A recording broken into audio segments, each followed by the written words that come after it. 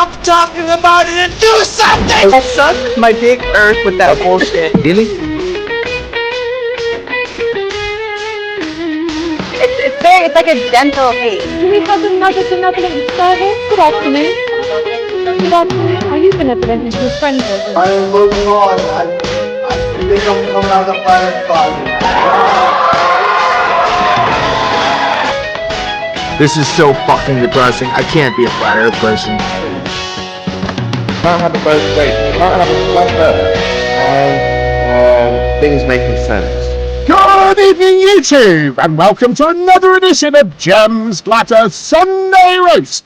We're back, excuse me, we're back once again with the show they don't want you to see. In tonight's show, we bring you the very best from the last 2 weeks in conspiratardia, excuse me, including UK racist leader Tommy Robinson receives a warm welcome at Mara Largo, while his mate Danny Tommo breaks into a UK army base.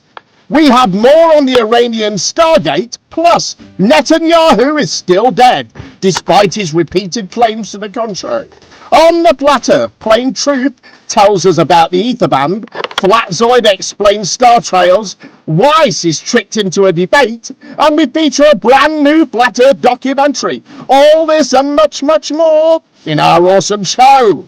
I am your host, Gem, and as always, joining me with their insightful and humorous commentary are just some of the cool kids from the Debate Flat Earth and More Discord server. Good evening, everyone. Hey there. How's it going? Pretty good. Flig is with. Is Flig still with us? I'm here. Hello. Oh, good. Welcome, Flig. I hope you liked the introduction. All right, then, as usual, we kick off tonight with a collection of random funnies, starting with the mysteries of the English language. Welcome, friends and family, and of course, Archibald and Poppy. Let us pray you never marry. Let us pray. You never marry without love. You never love without God. God is almighty. God is everywhere. God is touching you all in your private places. God is touching you all. In your private places, in your darkest times, God is there shining a light. And today, He's shining a light for these two our souls. And today, He's shining a light for these two. Our souls are eternally in His debt. Amen. Nick, don't forget it's your brother's birthday today. I know it's his birthday. I have something for him. It's fine. Well, what did you get him? Well, I know exactly what he wants because I read his diary. Oh, good. So you got him the incense he really likes. Incense.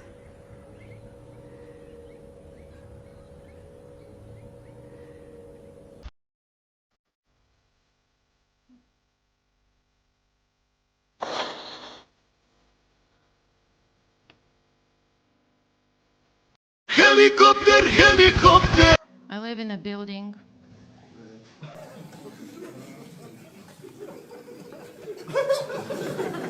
I do.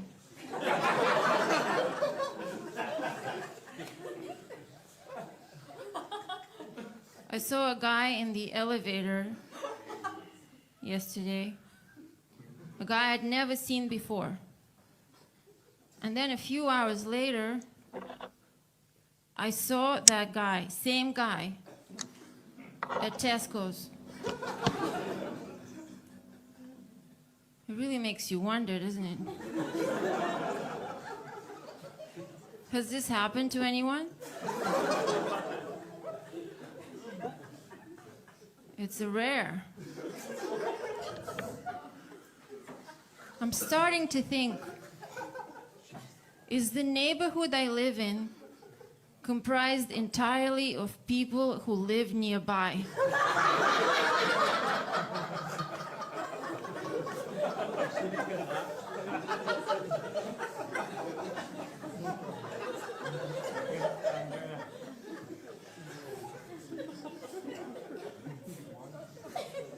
I have a master's degree.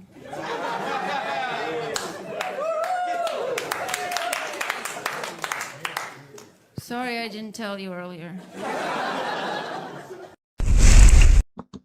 I don't know who she is, but she's funny. I probably should have found out, shouldn't I? I thought she That was. woman that fell in the water was hilarious. I like the minister. Yeah. Oh no, he's gonna get from assholes to Our Our souls. soul. yeah, our souls.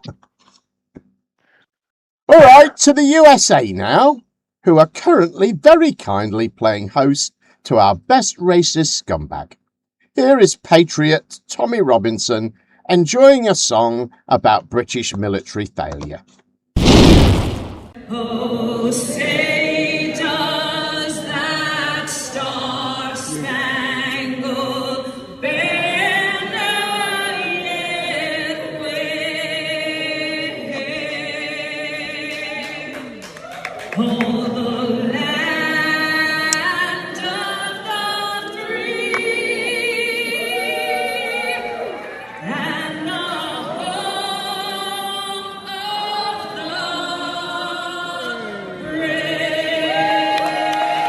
We all love America. Beautiful.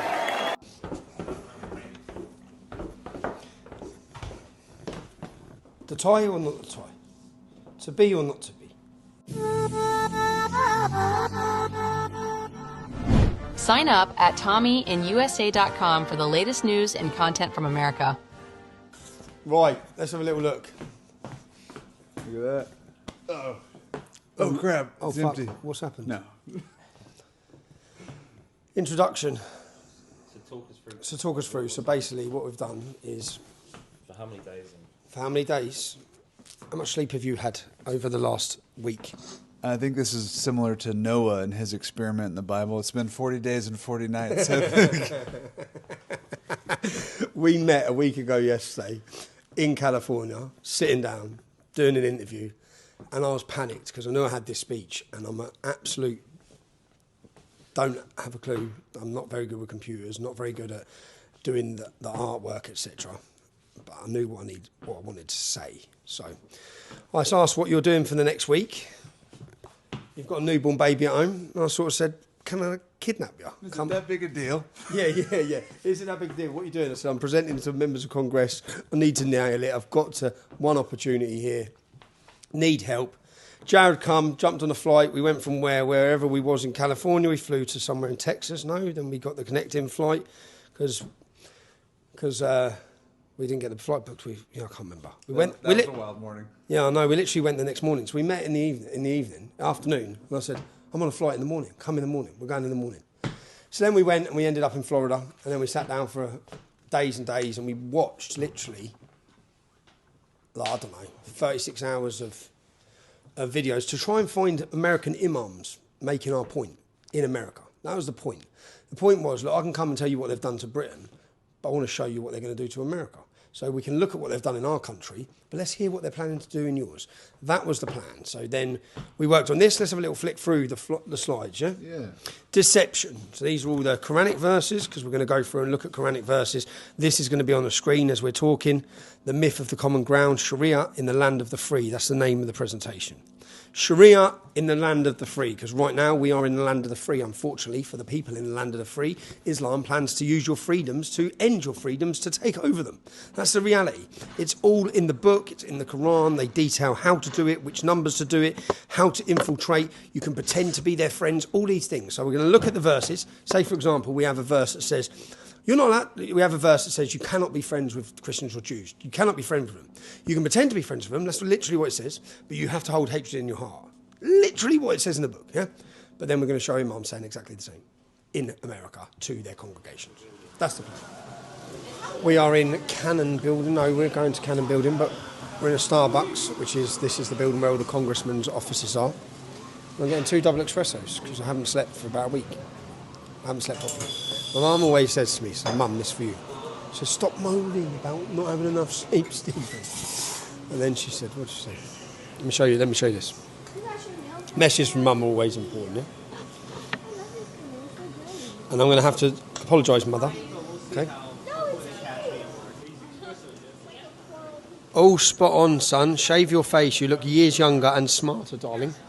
And then we got, God is saying to you today, I know the silent battles you fight and the prayers you pray when no one else hears. I'm drawing near to, thank you, son. I'm drawing near to in this season. What feels uncertain is not out of my control. I am strengthening your faith and calming your anxious thoughts. Okay, do not rush ahead of me or lag behind in fear. Walk with me, trust my guidance and rest in my promises. I am leading you into peace, stability and renewed hope. You are never alone. Amen. Amen, mother. Love you. Boy, Congressman. A proud moment for me, a very proud moment. I've just delivered a presentation to members of Congress, received an incredible reception. Yeah, it's a long way from the streets of Luton. I hope I've done you justice.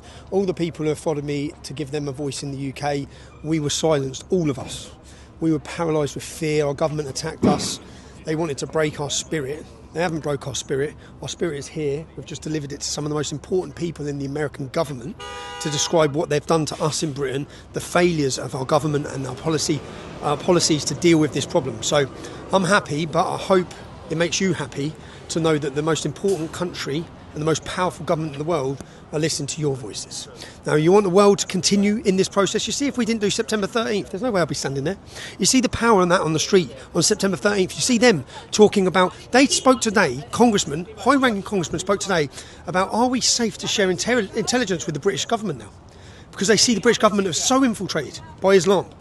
This is what the conversations are being had. None of that would happen without you on September 13th. So please, May 16th, let's send a message to the whole world again that the British public are with America in this battle because they're ready to fight. They're ready to fight. As I said, we're going to get ahead of it. We're going to stop the Islamisation. We're going to stop Sharia in the United States. We're not sitting back. We're not being cowed for accusations of words. That's what the conversations we had. So I want you to know it's going in the right place. People say, what difference does it make going on the street? We are getting the voices, we're getting the ears of the most important people in the world about the destruction of Britain and the destruction of our Christian nation, the importance of our Judeo-Christian culture. They're listening. The world's listening. Right? I'm very grateful. Mum, I enjoyed it, man. I love you. And I love you, kids, my daughters. I'm having a great time, man. Again, blessed. I had so much pressure coming up to that. I can walk out now and know that it was a total success. It's total success, and I'm going to deliver that speech in seminars. I've got universities I've been invited to, other seminars, debate societies. We didn't get to film that. It was a private meeting with Congress, but we will be filming it, so you will get to see it. God bless. What a load of fucking bollocks he talks. Unbelievable. Yeah, you guys are basically Sharia law. Yeah, by what's definition. he on about? The destruction of our culture. What the fuck is he talking about? Well, that means a big shot because he handled the situation that's not handled in the UK, and so now he's come to the US to not handle it here. Right. He came to the best jam, not your country, our country. They were trying to silence him, and no, they weren't. He's just a fucking criminal. He was in contempt of court. But he forgot the two words that you're supposed to say after the national anthem, and that's play ball. I was waiting for him to say that. But let's not get crazy here, though. He's not a criminal. He's a patriot. He is a criminal. He's got a long criminal record with multiple offences, so he is a criminal. I have to say, if he thinks America's concerned about sharing intelligence, he doesn't realise who's in charge, does he? Right, right. Intelligence, I hope. I think that I don't know how much intelligence America has right now to share. Not quite. I don't know whether I didn't recognise any actual congressman there. Did you? Did anyone recognise anyone? Lindsey Graham and several people. Mark Robinson, disgraced former lieutenant governor of North Carolina. Yeah, he was there too. Oh, he could have actually put together a similar presentation for the Project 2025 Christian nationalists if he wanted to, couldn't he? Right. Right. I think the only Sharia law we need to be concerned here in the United States is the Christian version of Sharia law that we seem to be imposing on ourselves. Right. Okay, where are we? Yes, sticking with British racist scumbags for a few minutes, here is a quick compilation starting with the March for Jesus that took place yesterday in Liverpool, where the marchers were so outnumbered by counter-protesters, the police kettled them and the march didn't happen. Enjoy. Absolute disgrace in Liverpool. The chief inspector has apparently they installed printers in their vans, and he's managed to print off various sections and conditions, and we're just being kettled here. He's read out this little piece of paper which says, yeah, there's a serious threat to life and risk of violence, etc. Yeah, not from us, from the communists, the socialists, and the liberals are standing with them. The liberals are standing with them. We just have to stand here being kettled.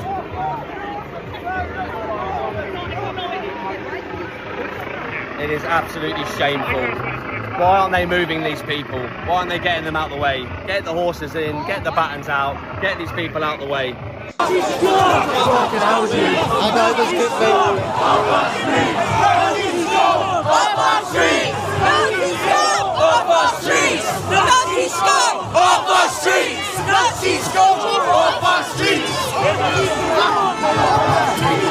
Oi, you bastard! Also, no spit came out, you senile bastard.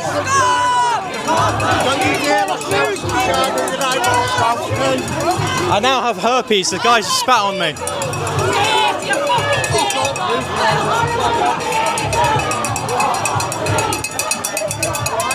So that actually escalated quite quickly. What had happened is that we had the anti-fascist groups immediately rush to the stage. They were being kettled, but the police were incredibly disorganised.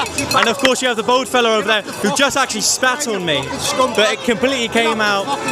Now, my friend, if you want to talk to me, that's absolutely fine. But you don't need to hold a phone in your face. I can absolutely not fit in spitting on your face. Aside from that, God bless you. Right, we're going to be here. We're reporting on how Antifa, two-tier police system intentionally deciding to breach police conditions. The troops are aligned. And if I could tell the people how temperamental things are right now in the UK, one gave a certain order, and there's a few influential people at ground level, I'm not talking about government, politics, MOD, I'm talking about ground level. If we gave a certain order, all hell would erupt in the UK. The armies are behind certain people to the point where if certain people pressed a certain button to say enough's enough, you'd have an army of millions that would just wipe this place out. Fact. I know it. This is serious now, guys.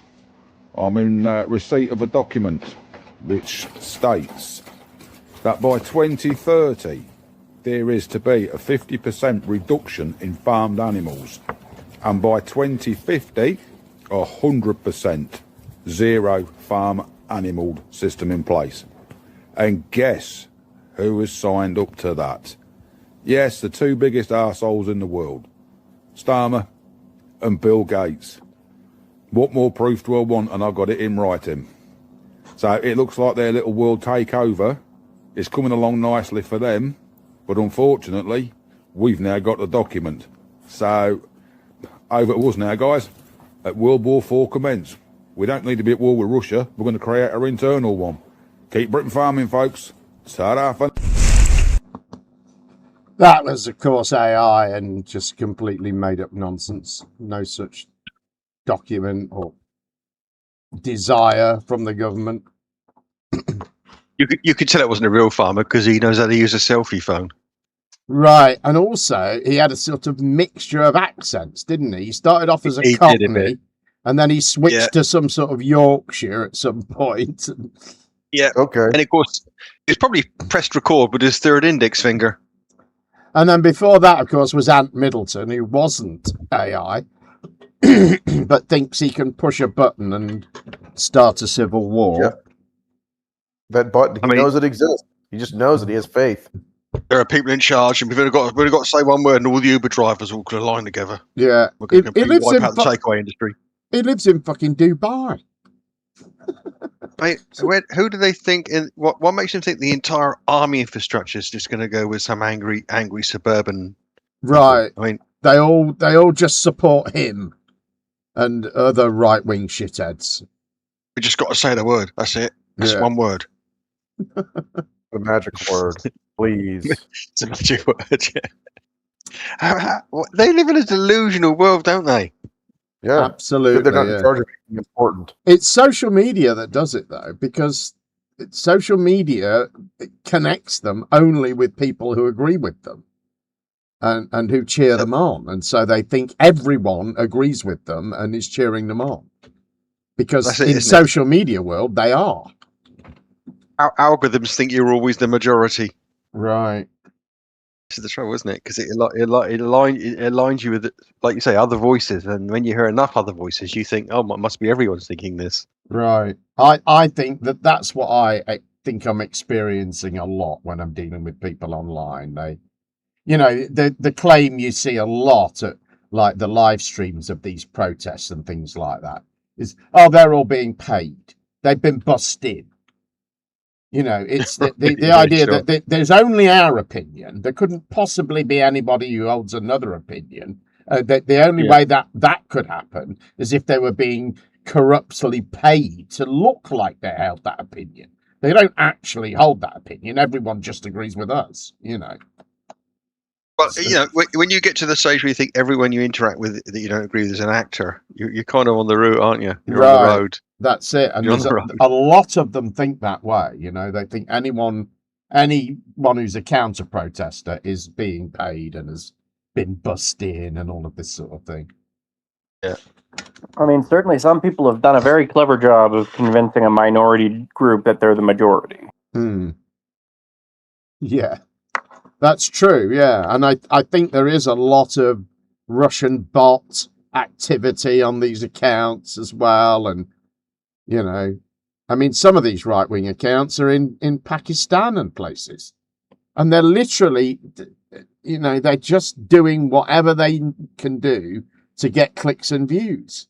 The people running them are almost certainly Muslims living in Pakistan, and yet they're sticking up all this anti-Muslim stuff, Can you imagine if, like, I don't know, black people in the States started saying, well, we're going to tell you what to do now because there's more of us than there is you?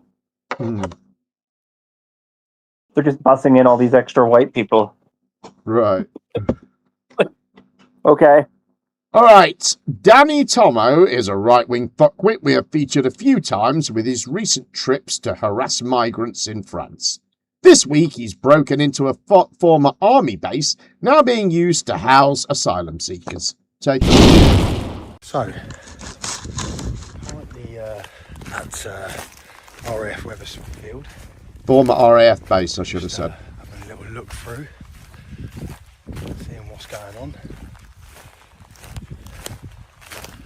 Got hopped one fence. Just want to see if I can have a little chat with those that are in here, just to see where they're from, how they got here, sort of thing, There they go. Yes, mate, what are you doing working here when you're English? What do you mean, what do I mean? So no, it's not a job, mate, come on. What are you doing here, bruv? It's a job, mate. Mate, come on. Think of your grandfather was in World War II, was he? He was, yeah. Yeah. Well, you're working here with these lot. Yeah. Bruv, I'm not helping them. Yeah, veterans should be living here, mate. Veterans. Yeah, imagine the veterans being given all of this, an opportunity to live somewhere like this and being treated this way. Bro, I know you're doing your job, but fucking hell, man, working in a place like this, bro. I know. We're not causing no drama. I'm literally documenting things, mate. I know.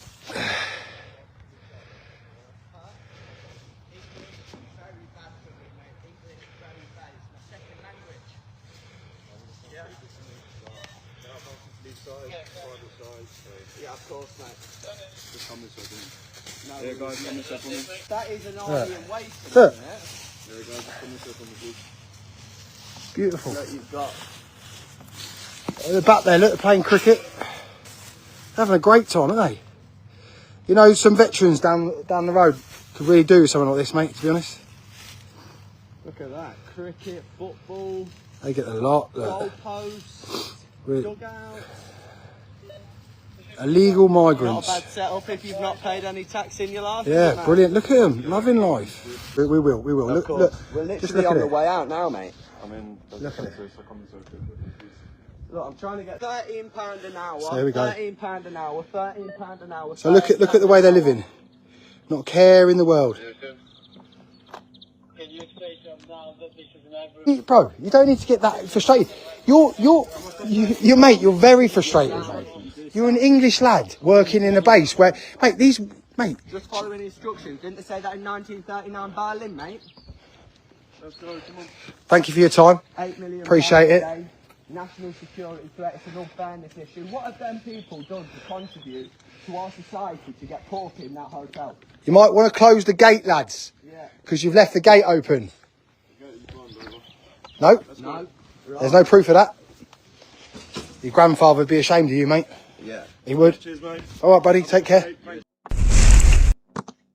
He's such a wanker, isn't he?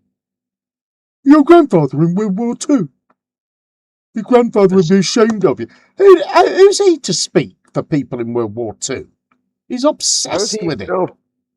If they're immigrants or not. Can you tell from that distance? I can't tell who those people are. And then they're hassling him as if he can change any of it. And all this crap about veterans. Most veterans are in their mid to late 20s. They don't want to go and live in some army base, RAF base, do they? They want to live where other people live, in houses, and, you know, with their wives and girlfriends, etc.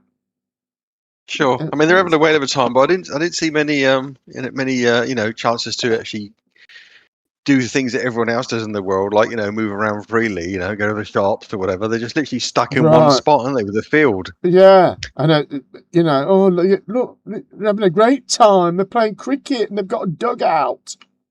If you think it's brilliant there, you've only got to ask someone who lives on an army barracks if they think it's brilliant. Right. I bet that accommodation is fucking horrible inside. Oh, God. I bet it's awful. God. I bet it's fucking cold. How dare you? I bet the plumbing doesn't work properly, and I bet it's awful.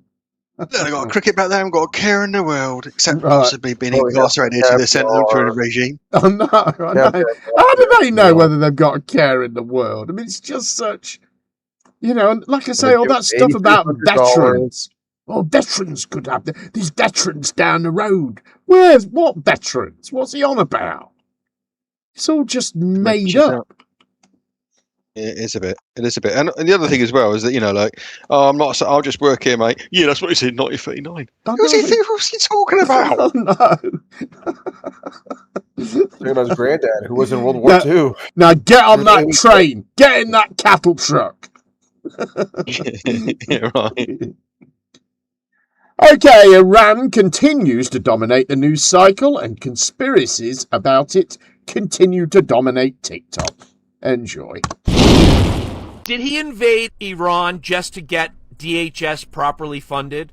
Because right now, with the partial government shutdown happening, Democrats refuse to fund ICE agencies right now. But if we're in a national state of emergency and DHS and Homeland Security is vitally needed because we're at war, could he use the war as a justification for getting the funds released to ICE agents? Because now the ICE agents can work as Homeland Security or DHS on top of their immigration status. It's all a circle and distraction to try to get you to do what he wants you to do. And if you don't do it the easy way, he'll invade a country and start a war and cost you $1 billion a day just to get you to fund the government agencies that he wants in place. Because if ICE agents aren't properly funded, when it comes to the midterm elections, he won't have enough money to keep them working so that they could be working at the polls trying to intimidate individuals that are going there to vote.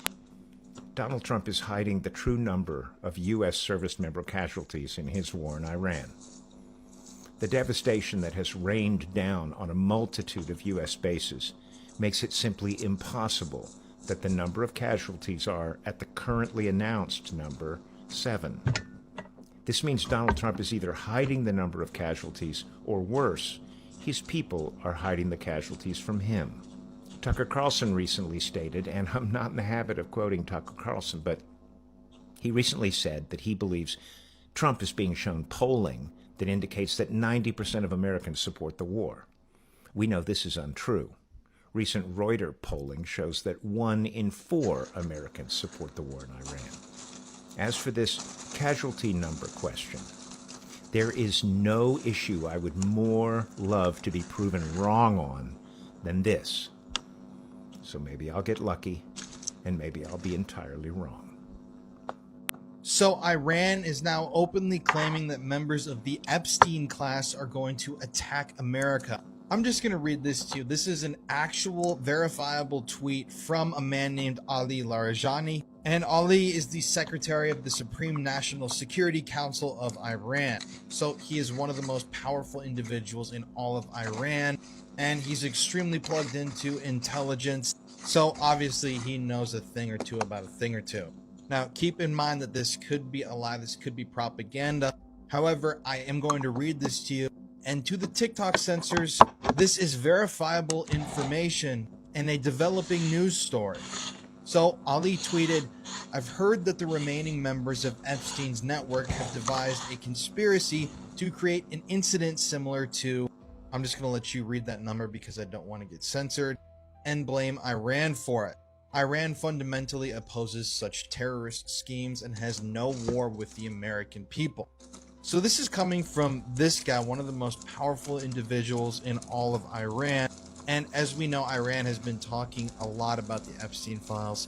And, you know, Iran is actually mentioned in the Epstein files a number of times. So what do you make of this? I'm very curious to see what you guys think. And for Censors Online, this is reporting on a issue in the news. This is reported by mainstream media. This is independently verifiable.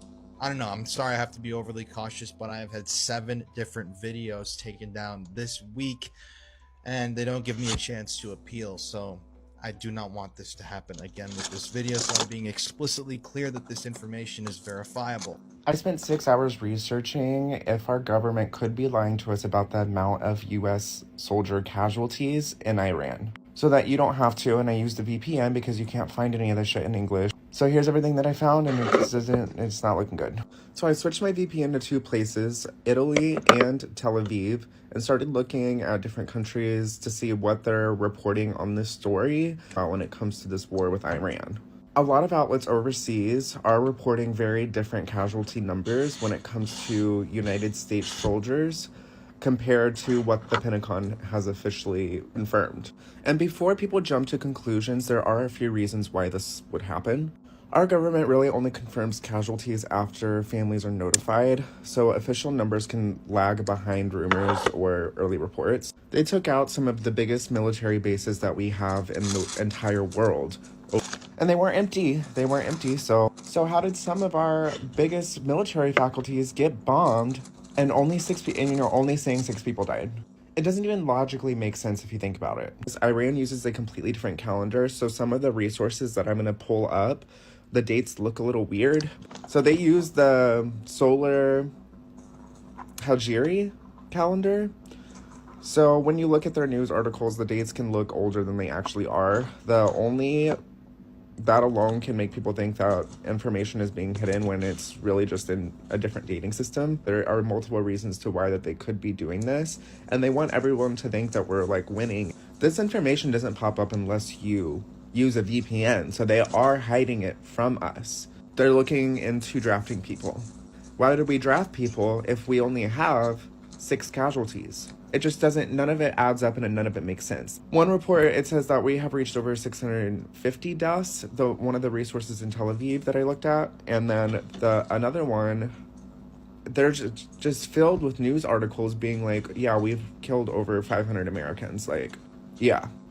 And they don't plan on actually like bombing us or anything. Their plan is to affect our food, hack our systems, and affect our power grid. That's how they're fighting. That's how they're going to fight back. So what if Trump's master plan here, again, conspiracy theory, but what if his master plan here was to say there is a way, because Trump has said, to his credit, he has said, this is the war that will end the forever wars. Now, he has said that. The way that I've taken it, and probably you've taken it, is to say, oh, well, what Trump is actually saying is that this war, when it's over with, the region will finally be safe. But maybe he's not saying that. Maybe what he's saying is the forever war started with us beginning to put bases all over the Middle East, to surround countries like Iran, to inhabit places like Syria, Iraq, and Yemen, and Afghanistan. We've got them everywhere, right? And so this is the only way to do it, is to allow the Iranians to destroy it and to pull everyone out and say, we can't be there anymore. We've got to leave that region of the world. And the way you get the Strait of Hormuz reopened is to say, you know what, Iran, we'll agree with you and we won't put U.S. troops back in those bases. Now the area is too dangerous and we're not going back. And in doing so, if this really were the case, again, I'll let you speak here, but it's a conspiracy. But if this were the case, the brilliance of it would be that Trump would manage to do that with all the neocon establishment running behind him, clapping like rabid dogs, yes, more, and pushing for it, and no one's resisting it. So he winds up wiping out, again, as I said before, $12 trillion worth of investment in this part of the world in terms of military power, gone, and he's able to pull out of it, and all of a sudden the neocons and Hillary Clinton and Lindsey Graham and all these people who loved it are like, oh, wait a minute. We don't have the ability to wage war anymore in that part of the world? It's a crazy theory, I know, but what if?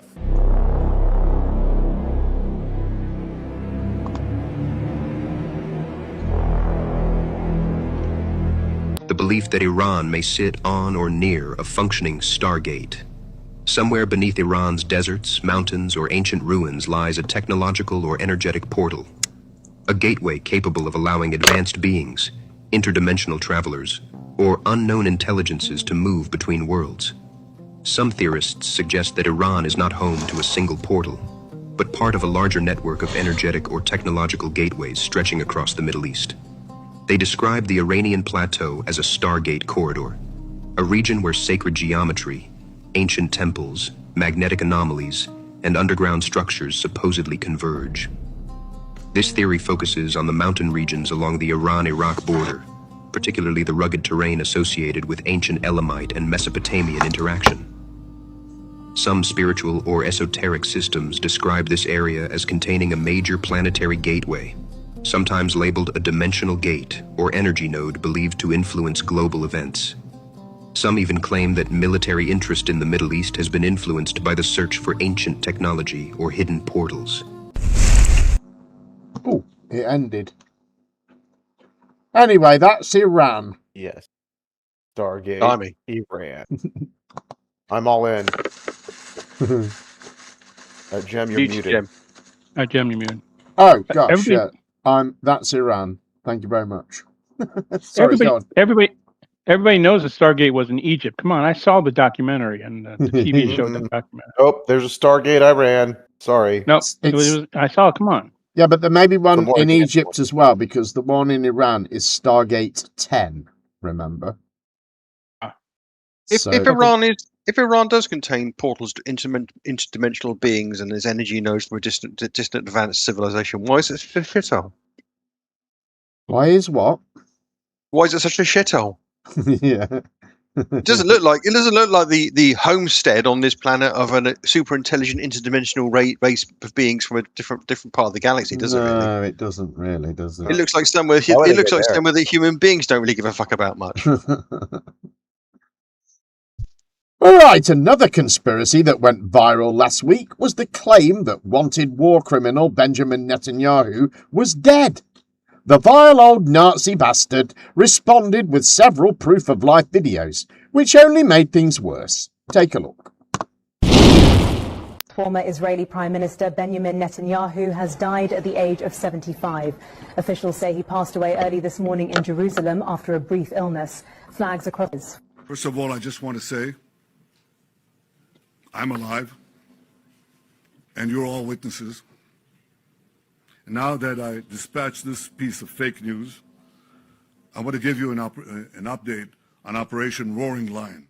A bizarre video is now sending the internet into overdrive, with millions asking one question: is Israel's Prime Minister Benjamin Netanyahu actually still alive? First, a video began circulating online that appears to show an explosion at a home some users claim belongs to Israel's Prime Minister Benjamin Netanyahu. Then another strange video surfaced. In one frame, Netanyahu's hand appears to show 6 fingers, a glitch many viewers associate with AI-generated footage. Then Netanyahu hasn't been seen publicly for several several days. At the same time, his son Yair Netanyahu, who normally posts dozens of times a day on X, suddenly stopped posting after March 9. And during a recent Israeli War Council meeting, Netanyahu wasn't present on camera, something viewers quickly noticed. Online investigators began connecting the dots. 6 days of silence, a strange AI-looking video, and no public appearance. Israeli officials haven't confirmed any of these claims. But the questions spreading across social media right now are simple. Is this just internet conspiracy, or is something bigger being hidden? מה שאלת אותי? ראש הממשלה אומרים ברשת שאתה בכלל מת? אני מת על קפה, אתה יודע מה? אני מת על העם שלי. איך הם מתנהגים, פנטסטי. אתה רוצה לספור את מספר אצבעות? אתה יכול להראות לנו? פה. פה. ראית? יפה מאוד. לחיים. ראש של המסר לאנשים שיוצאים ומתאווררים? לצאת להתאוורר, אבל ליד מרחב מוגן. והעמידה שלכם היא מדהימה, נותנת כוח לי, לממשלה, לצה"ל, למוסד. אנחנו עושים דברים שאני לא יכול לשתף ברגע זה, אבל עושים דברים מכים באיראן חזק מאוד, גם ביום הזה, גם בלבנון, ממשיכים. אתם אומרים לי... Released images and audio of Benjamin Netanyahu buying a cup of coffee in a Jerusalem cafe, although that cafe is in fact closed as a result of Iranian strikes. So it would have had to have been specially opened just for him.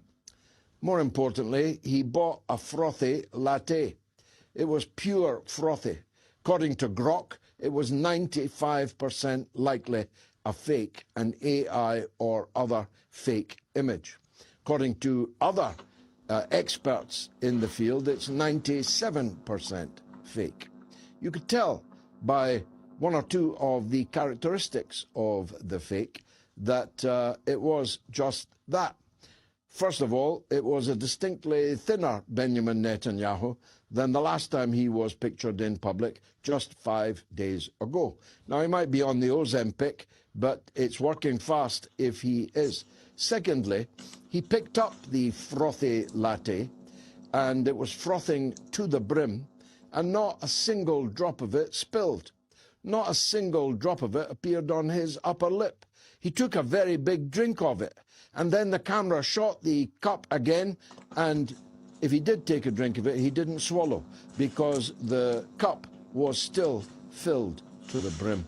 And then we learned that he did exactly the same trick in exactly the same cafe in 2024. And there are some images, whether correct or not, I can't vouch.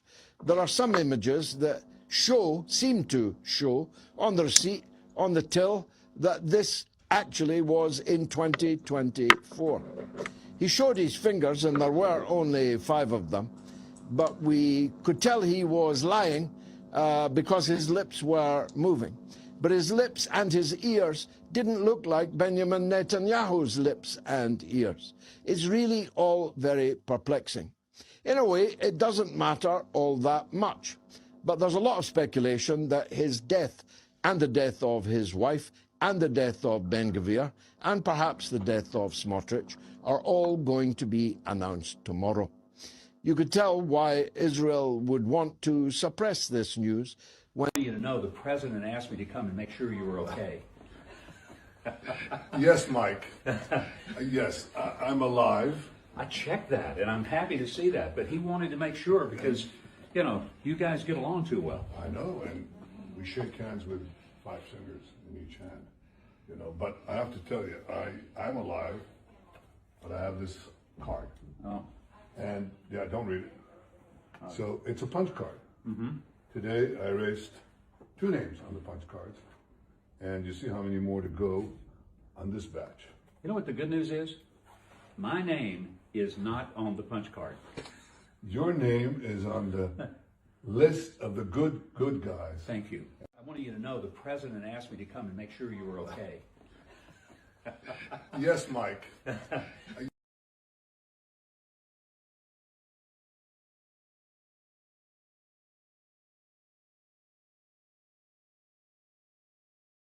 I wanted you to know the president asked me to come and make sure you were okay. You are a United States Senator. You are privy to intelligence that the American public does not have access to. You sit on the Senate Foreign Relations Committee. So I've got to ask you a question the entire internet is dying to hear the answer on. Is Benjamin Netanyahu dead? Yeah. You know, this is the kind of thing that the internet now is famous for. I mean, it is hard to believe anything you see sometimes on the internet. This is the latest example. You didn't say no, Senator. That's what people on the internet are going to notice. No, he's not dead. Okay, just checking. All right. Just checking. Netanyahu's not dead. Anybody who's looking at the internet, Netanyahu's not dead. But look, I think that we are in this deep. Donald Trump has broken his promise to the American people, and we need to end this illegal war of choice right now. And we need to finally be working to advance self-determination for not just the people of Israel, but for the Palestinian people. And we need to make sure that we uphold the principle of human rights across the board, not just when it's politically convenient for one group or another.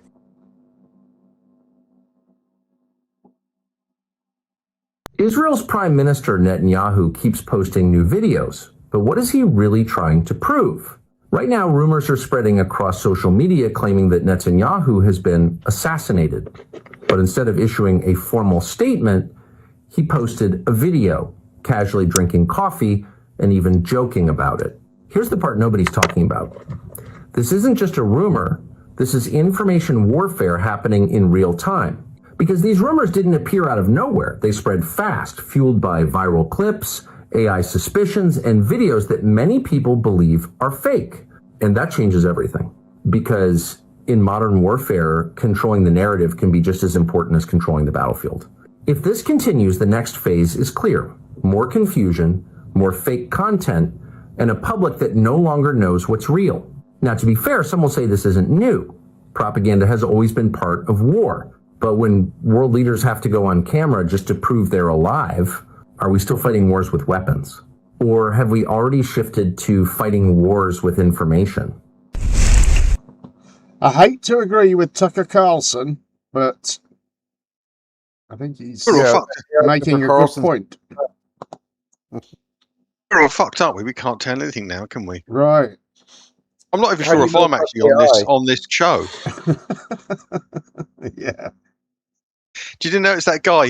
When he was asked by the reporter, the ambassador, he said, as soon as she said, "No, he's not dead." At the end, Right, someone's going to pick up on that. That's a fucking.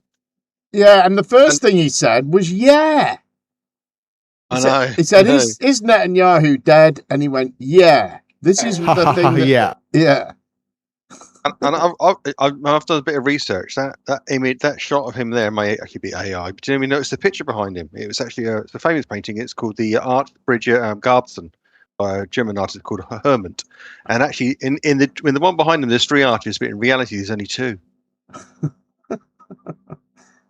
So everything. In fact, what you've shown us tonight, you might have generated yourself this weekend. I'm going to go check it all, Jim. Right. I've got no idea. This entire show could just be made up for me. I'm shit myself. I like the guy who didn't know how movies worked, how television works, where you take multiple images in a row and they change from picture to picture, and you see movement when that happens. Right. I mean, he went back and forth between those 2 movements. Explain this happens. I go, that's how movies work. Yeah, you've just picked 2 frames are a little bit apart. Is it just me, or does anybody else not know what a punch card is when they were talking about that? No. That whole thing was weird, wasn't it? You guys get along too well. I mean, what a just a suck up thing to say, And then they're making jokes about how he's killing people. Sure. He is the ambassador from the United States, and that's pretty much his job, is to suck up to. Right, but just what a thing to say. You guys get along too well. It sounded like it had been generated by not by a human. Oh God! Now look what I've done. Okay, where are we up to? Right, enough of all that misery. Let's take an early trip to Flatzoid, where the women of TikTok show off their abject stupidity. At risk of sounding like a complete conspiracy theorist, I had somebody explain in depth to me yesterday the flat earth theory, and all I'm saying is it's not quite as ridiculous as I originally thought. I'm wondering if you've ever heard anyone explain it and what your thoughts are.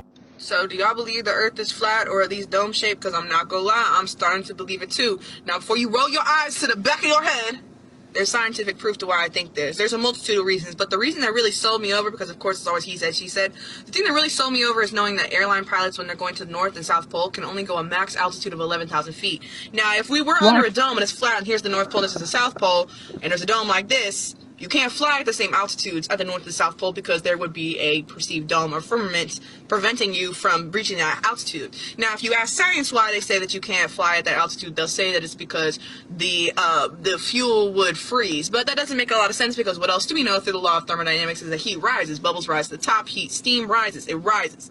So wouldn't the air be warmer at the top of the North Pole versus... I'm just saying. I'm still baffled by the amount of people that when I post something talking about, hey, so I think this might be true despite what the evidence, scientific or structured published evidence says, and people are like, well, it can't be true because the internet says. The internet literally still says Pizzagate wasn't real. The internet literally says that none of this shit that was released in the Epstein files is real. AI updates fast as hell. You ask it, what's the most recent ICE killing? What's the most recent with the Iran bombings? It's got updates on all of that. But somehow when you ask it, is Pizzagate real or not, it ain't got nothing to say about that. It says it's all hoax, it's all conspiracy, it's all been debunked. Why are y'all still trusting the handler? The government, the media, it's our handler. Handler doesn't care about your health, they care about your compliance. Handlers only care about your compliance. If you're compliant, you're beneficial to them. If you're completely helping them completely perpetuate the system, you're beneficial to them. You start questioning, you're not.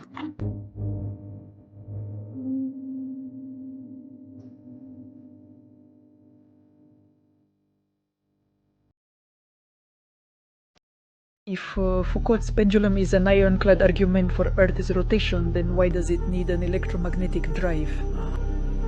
Foucault's pendulum, here's its official website. The pendulum is equipped with an electromagnetic drive mechanism which continuously supplies a small amount of energy to ensure that it does not cease its motion. The pendulum has an electromagnetic drive that constantly adds a little energy to prevent it from stopping. Therefore, at the center of the base plate, there is an electromagnet that gives the pendulum a small kick every time it has just passed the turning point. In this way, the motion is maintained. Oh, wow, what a brilliant idea. Well, why not just kick this damn pendulum with my foot to keep it moving? But it's not because I kicked it, it's because the Earth is moving. So who's more scientific? I'm not a physicist who relies on an electromagnetic drive actually located beneath Foucault's pendulum, or one who asks you to believe in Earth's imperceptible rotation. Where are they shifting to right now? North, south, north, south, north, south. It's just slamming back and forth. What's happening here? Are you implying that it's flat and static? Everything that I'm about to share can be seen with your own eyes just by observing the sky over the next few months.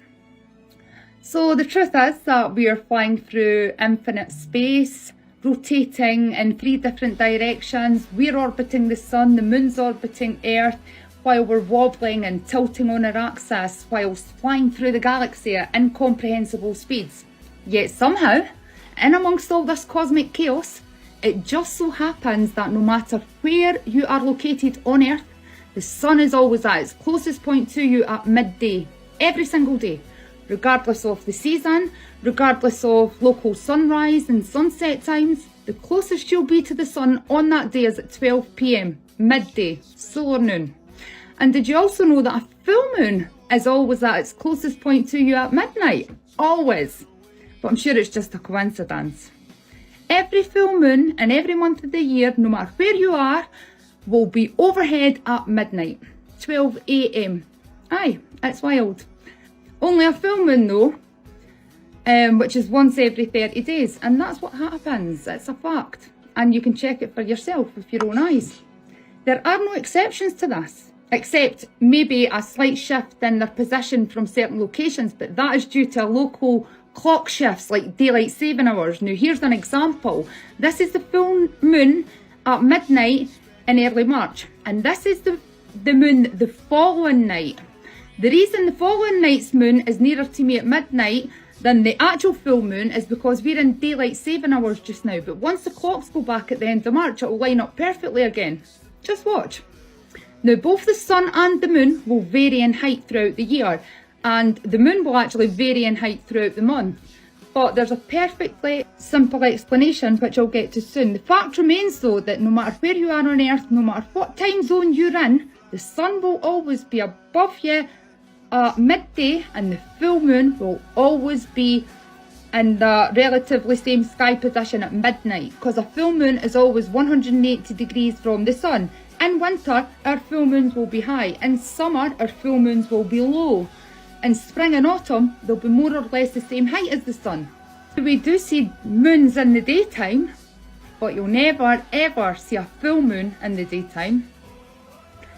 And no matter where on Earth you are, you always get the moon about an hour later than the previous day. But on the next day, the lit part of the crescent has either grown or reduced depending on the time of the month.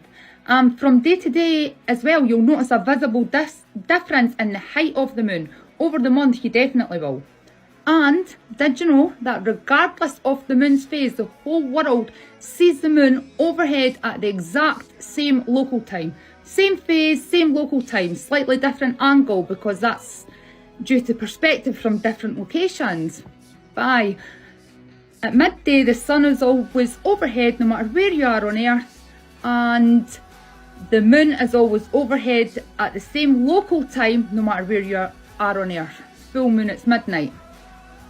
It's almost as if they're circling above a flat stationary surface, isn't it? Oh my God. How profound. When everyone in the world looks at the moon at the same time, they see it at the same time. Yeah, quite. You can only see a full moon at midnight. Fucking hell. Man. Oh my I mean, God. I have noticed that the phrase law of thermodynamics has just become just common vernacular for millions of people who've got no idea what they are. Right. Exactly. It's like TikTok is 5 years behind Right. YouTube. Discord. The whole Foucault's someone... pendulum thing as well. Oh, it's got an electromagnet in it. I heard someone chuckling because she one of the women said that there's a limited altitude at the North and South Pole because of the firmament. They don't even know where they put the North Pole under the firmament, do they now? Right. Yeah, I'm sorry about that. I didn't mute. I mean, no, it's fine. But it's got to the point now where she thought the North Pole was at one end of the firmament and the South Pole's at the other end, which begs the question: what's in the fucking middle? Yeah, very confused she was, wasn't she? Yeah. Well, this last one with the moon, I mean, I think that the Aztecs understood the moon better than she did. Yeah. I think the Druids that built Stonehenge understood it better than she did. So it's refreshing to realise that women have realised as well as men that the most compelling location for educating people is from a car. Right. That seems to be the flat Earth thing. Yeah. It's like a stage of prominence. I'm in a car, a crappy car too, not a good one usually. And she thinks flat Earth is real because Pizzagate, she thinks, has now been shown to be real. Yeah. I mean, there's nothing in the Epstein files at all that relates to fucking Pizzagate, is there? Not a thing. Well, so you say, Jem. So the idea that they've been vindicated with this is just absurd. But of course, they'll keep telling themselves that. Like it mentions young people in it, which is close enough in it for them. Yeah. There was so much dumb in that sequence, Gemma. How did you manage to do that? pack that much stupidity into just a few minutes. I don't know. It's a It has gift. to be a record. All right, speaking of stupid, next, a flatty I haven't come across for a while. Inventor of the Aether Band, Plain Truth, was in a debate with T-Jump recently. Here are the arrogant proclamations of his opening statement. It is insane. It is insanity to believe that we live in the world with which we have been presented. That world has no clothes. And if you are enamored with the impossibility of the garb of the pseudoscience that you see that world dressed in, you are simply mad. That world is stark, raving, bare, naked, and the smallest child knows this. He's the one with the accusing finger and the shrill voice overlaying the dumbed-down masses while they stupidly ejaculate adulations for mind-screwing pseudoscience la-la land. Shout out to SE Montreal. Praise R. Hail G. Long live the vacuum of... This tiny tot of a voice of reason, sanity, common sense, and bravado decries the helio-nonsensical model has no clothes. The pseudoscientist is naked. The world in which we live is the world we've never known. In that world, water flows downhill. In that world, down is down and up is up. In that world, straight lines ne'er make a curve. In that world, angular momentum has only one effect: outward. In that world, rivers do not run uphill. In that world, Coriolis is merely apparent and the result of roundabouts. In that world, empirical observation and testable suppositions are provable. In that world, perspective trumps maths. In that world, refraction distorts what lies before. In that world, it is a fallacy to assert that ships disappear from the bottom up due to curvature. What is it then that causes objects viewed over distance, both aquatic and terrestrial, to look as though said objects are being obscured from the bottom up? Is that the only observation made of a variety of subjects viewed, or are there additional effects or alternative explanations? It is commonplace anymore to hear or even say, I've watched boats sail over the curve of the earth. In fact, it is said, legend has it, Aristotle himself claimed to see ships go over the horizon or the curve of the earth. Is this verifiable? Is this second-hand information? How large was this ship? What was the great rhetorician's viewer height? Was he aided by an artificial oculus? Hear this now. Never forget it.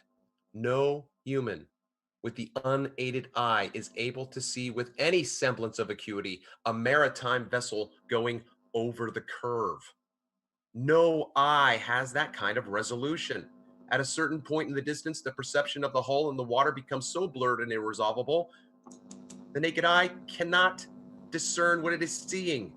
Not only this, but any aid to see farther into the distance will run into the same irresolvable fact. We can't see as far as we might think. This opening statement will present an alternative explanation to the ubiquitous claim summed up by the alleged astronomer Michelle Fowler. It is simply not okay to believe that the Earth is flat. One of the simplest proofs that you can do yourself is to take a pair of binoculars and go out to the lake. And if there are boats on that lake, the farther away those boats are, the less and less of the bottoms of those boats will be visible till eventually only the mast is visible. The very last thing you will see is the very top of the mast going over the horizon, and that is because it's curved. End quote. But is there an alternative explanation? I will present an argument with evidence that there is. But first, a preliminary question. If we are engaged in scientific discovery, I have a question for all of the boats over the curve proponents? What alternative explanations were eliminated in order to arrive at the exclusive conclusion that boats sailing into the distance, disappearing from the bottom up, do so because they are indeed crossing a physical threshold? So, what is it that causes objects viewed over both aquatic and terrestrial distance to look as though they are being obscured from the bottom up? I call this the bottom up fallacy. In my 18 months of collecting observations of birds, houses, lighthouses, boats, islands, and oil platforms, I can honestly report that I have never observed an object disappearing from the bottom up. What I have observed and presented on my channel in numerous videos is whole objects being distorted, and that with a gradient variation. A gradient variation is the distortion of the observation occurring either in stasis or motion, concurrent with its entrance into what I have called the Aether Band. Everybody drink. The Aether Band simply refers to the medium through which the observation is being made. Band refers to that micro or macro field of view in which the observation is. For instance, with the Channel Islands, an observation either of the entire archipelago. Either an observation of the entire archipelago can be made, or one can narrow it down to the, let's say, the natural 40-foot arch or the lighthouse. Okay, you have a macro field of view or a micro field of view. Aether simply refers to the air and all of the constituent parts that compose its nature. For example, but not limited to, evaporation, condensation, wind, temperature, air pressure, humidity. Since the Aether Band is ubiquitous, its gradient is three-dimensional, and the only two variables controlled by the observer are distance and height. It is these two variables which determine how much and when the object will be distorted. The bottom-up fallacy basically begs the question that the object is disappearing from the bottom up due to physical obstruction. So it is alleged, we see boats go over the curve and disappear from the bottom up. Therefore, if a boat disappears from the bottom up, they must be going over the curve of the Earth's horizon. Or, therefore, part two, since the Earth is curved, both boats will eventually sail across the threshold of the horizon and disappear from the bottom up. All right, I'm just going to wrap it up this way. My alternative explanation for the bottoms up fallacy is this. Objects moving into the distance are distorted by the manifold and diverse effects of the Aether Band. These effects are all related to refraction, and they find their expressions in the broad category of mirage. Boats going into the distance are not obscured by anything physical due to Earth curve. It is always, only, and ever will be due to the effects of the Aether Band. Thank you. Thank you. So he's not moved on at all, has he? Wow. Ether. No. It's pronounced ether, for fuck's sake. Aether. Well, why'd you have to bring him back? Oh my God. Why I missed. Well, I mean, I think this was a recent debate, but I have to be honest and say I never actually checked. And for some reason, YouTube has been throwing old videos at me. So it's possible it's one from the past, but I think it's recent. I'm pretty sure it was recent. How on earth did that Glober guy sit in that chair that looks so comfy and stay conscious all through that dirge? I know. He did look bored, didn't he? I'm sorry if I made it too long. I do apologize. No. It's just interesting to see. I love the way they wax lyrical, like they're unveiling a trove of truths to the world. I know. It's amazing, isn't it? That's why I kind of thought it was worth including, because of the poetic nature of his delivery. You know. Sure, it's like they think there has to be Shakespearean to be right? true. Yeah. But just to weird, kick isn't it? off with, you know, you're mad if you believe the Earth's a globe, sort of thing. Yeah. All right, another flatty I haven't seen much of lately is Flatzoid.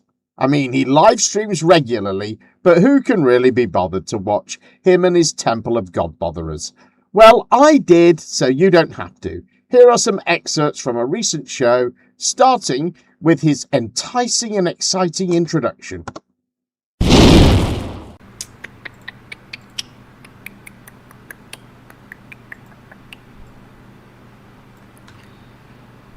Okay, it is that time of the night. Good to see everybody. Thank you for coming. Glad you could make it. It is Flat Earth Friday, and the topic of discussion is the Earth created within 6 days? Please do come and have discussion with me. So it is Flat Earth Friday. We'll see if anybody comes in. Oh, I should probably change the thing. Why do I always forget this? I always forget to change the scroll at the bottom until we've actually started streaming. Yeah. Am I on the right page? Let me just check. So yeah, I'm looking forward to that debate. I think it's going to be quite exciting. When's that again? It's for us. It will be on Sunday. The reason I say is God created the earth in 6 literal days is because the Bible says so. Aaron Ballistic says the sun was created on day 4 of creation, as recorded in Genesis 1:14-19. So how did the first 3 days get recorded as days without the sun? The problem is you misinterpreting and misunderstanding that on day 4 he only made the sun and the moon to rule the day and to rule the night. So that means there was already a daytime and an evening and the morning. But because he made the sun and the moon to rule the daytime and the night, that is when it, became daytime and sunlight observable with the sun and moon. But yeah, the thing about that is it totally disproves the globe, though, because you cannot have a day without the sun if you're on a globe.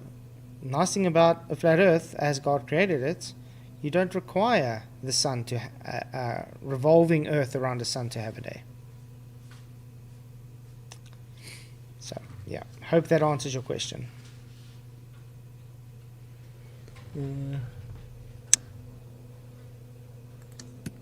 The first slide. Yeah, the first slide he made was daylight. Mm-hmm.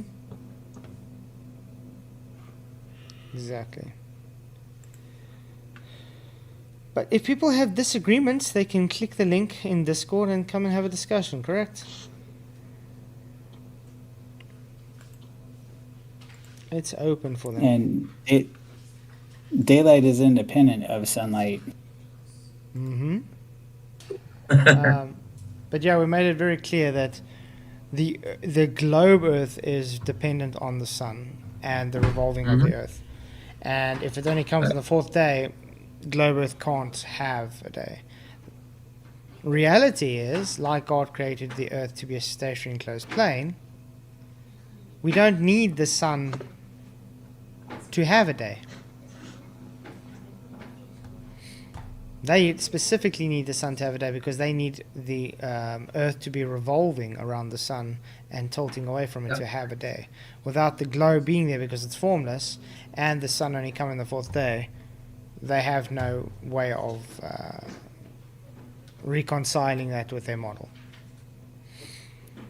Yeah, it's because the globe's claiming daylight is like the scattering of light or whatever, or some ionization or something that the sun's required. It's required to make the daylight in their model. Mm-hmm. That goes to show you that the Bible, it doesn't care what they say out there, and it shows that the Bible's true, because if they were just trying to make the Bible fit with what they think reality is, and they would have made the sun on the first day if the Bible wasn't true. You know what I mean? 100% agree. 100% agree. Today we're going to go through 5 of them. These are 5 things about the globe that Flat Earth has never been able to explain Okay, let's see. Maybe I can forward that. Don't need to watch. Before we begin, say hello, a huge thank you to the sponsor. Oh, we don't need to worry about your sponsor. Thank you. ID theft is an incomplete way to go to Surfshark Price to explain. Let's start with something visual. Opposite star rotation. It's been explained. It's literally been explained. What's he lying about? How many times have we explained? If you can stand in front of a road and the cars are going from right to left and you are looking north, okay? Those cars are coming east to west. Now let's walk across the road and turn around, and we're looking south now. Those cars are now coming left to right. They're still going east to west. Right, they do left to right, right to left, and it's always east to west. And that in itself shows it's the luminaries are local. Yeah. And who said they aren't following the shape of the dome? So, as simple as that. So yes, it's been answered. It's just they don't want to accept the answer. That was what he should rename his video to. 5 things we can't accept what that answers is. What that answers is. That doesn't make sense. 5 things that have been answered but we can't accept. How's that? Maybe that's what you should say. So not a good start. Already number 1 shown to be a lie, Simon Dan. I mean, it just makes no sense even on a globe. Like, you're on a globe and they're spinning. I mean, it just makes no sense to me at all. Like, what he's trying to get across with. How are they? Yeah, whatever. Yeah. And of course, the problem is that Flat Earth has never produced a working sky model that explains opposite rotational. Yes, it's called a sky map. You can actually use the sky map and go to a planetarium. Has anybody ever been to a planetarium before? No, but I know what they are. And the planetarium, by the way, guys, the floor's flat. You're sitting on seats on a flat floor, and you're looking at a hemispherical domed ceiling. And guess what? It gives you the exact same observation. Is Simon Dan? Is he referring to the Gleason's AE map? Is that what he's trying to say? That it's remember they always use the AE map as their go-to straw man arguments. But I think we've made it very clear. It's just a map. You don't live on a map. You don't travel on a map. A map is just used for certain things. An AE map is just used for time and date of the sun location. Not traveling with a plane. Not traveling with a ship. What you do is you use navigational maps, which is sections of maps. That's what you use with navigation. And guess what? All those maps are flat. Yes, Sean Hawkins, flat. Told you this. All maps, all models show a flat Earth. Yes, Sean Hawkins. He said that especially to you. He was responding to your comment live. I mean, the worst thing about Flatzoid is rhetoric is just so lazy, isn't it? Yeah, really is, isn't it? We've got a map. We've done that. That's wrong. It's not really compelling in any way, is it? No, it's the road, and you stand on the other side of the road, and you know, like, what's the road then? What's that an analogy for? Where's the road in this? Explain. Stars are like traffic. Yeah. Oh, if you put it like that, it makes complete sense. Fuck all the astronomers. Yeah. And most planetariums I've been to have been like a bowl, like a theater on the bottom, so they're more like a sphere, if you will. I mean, the floor is not flat; it's curved. Yeah. Right. Or at least planetariums, don't they? So they love planetariums because there's a hemisphere, isn't it? Do you know what I mean? Yeah. They don't actually understand that you can't have 2 spinning things in there at the same time for 2 different people. But forget that. It's a flat floor and it's a domey top, so and there's stars and it's a fucking. That's the answer. And you get the exact same observation. Exact. You know? And in the planetarium, Just there's this big machine in the middle with lights in it. I haven't seen where that machine on the Earth is. If someone could Right. point that machine out to me, I'd appreciate it. Although Mark Sargent claims that there is such a thing. Really? I'd like him to take a picture of it. He often claims a projector, like in a planetarium. It did point something out we all tend to forget. We don't live on a map and we don't travel on a map. Right. Yeah? They're only useful for certain things. No, I mean Yeah, you can't argue that. You can't argue that kind of gravitas, can you? They were abandoning the AE map as well again, weren't they? Which they've all used. Yeah. All right, MC Toon and Fight the Flat Earth recently managed to trap David Weiss in a fake podcast they had set up some months ago. They used voice changes to challenge his assertions with entertaining results.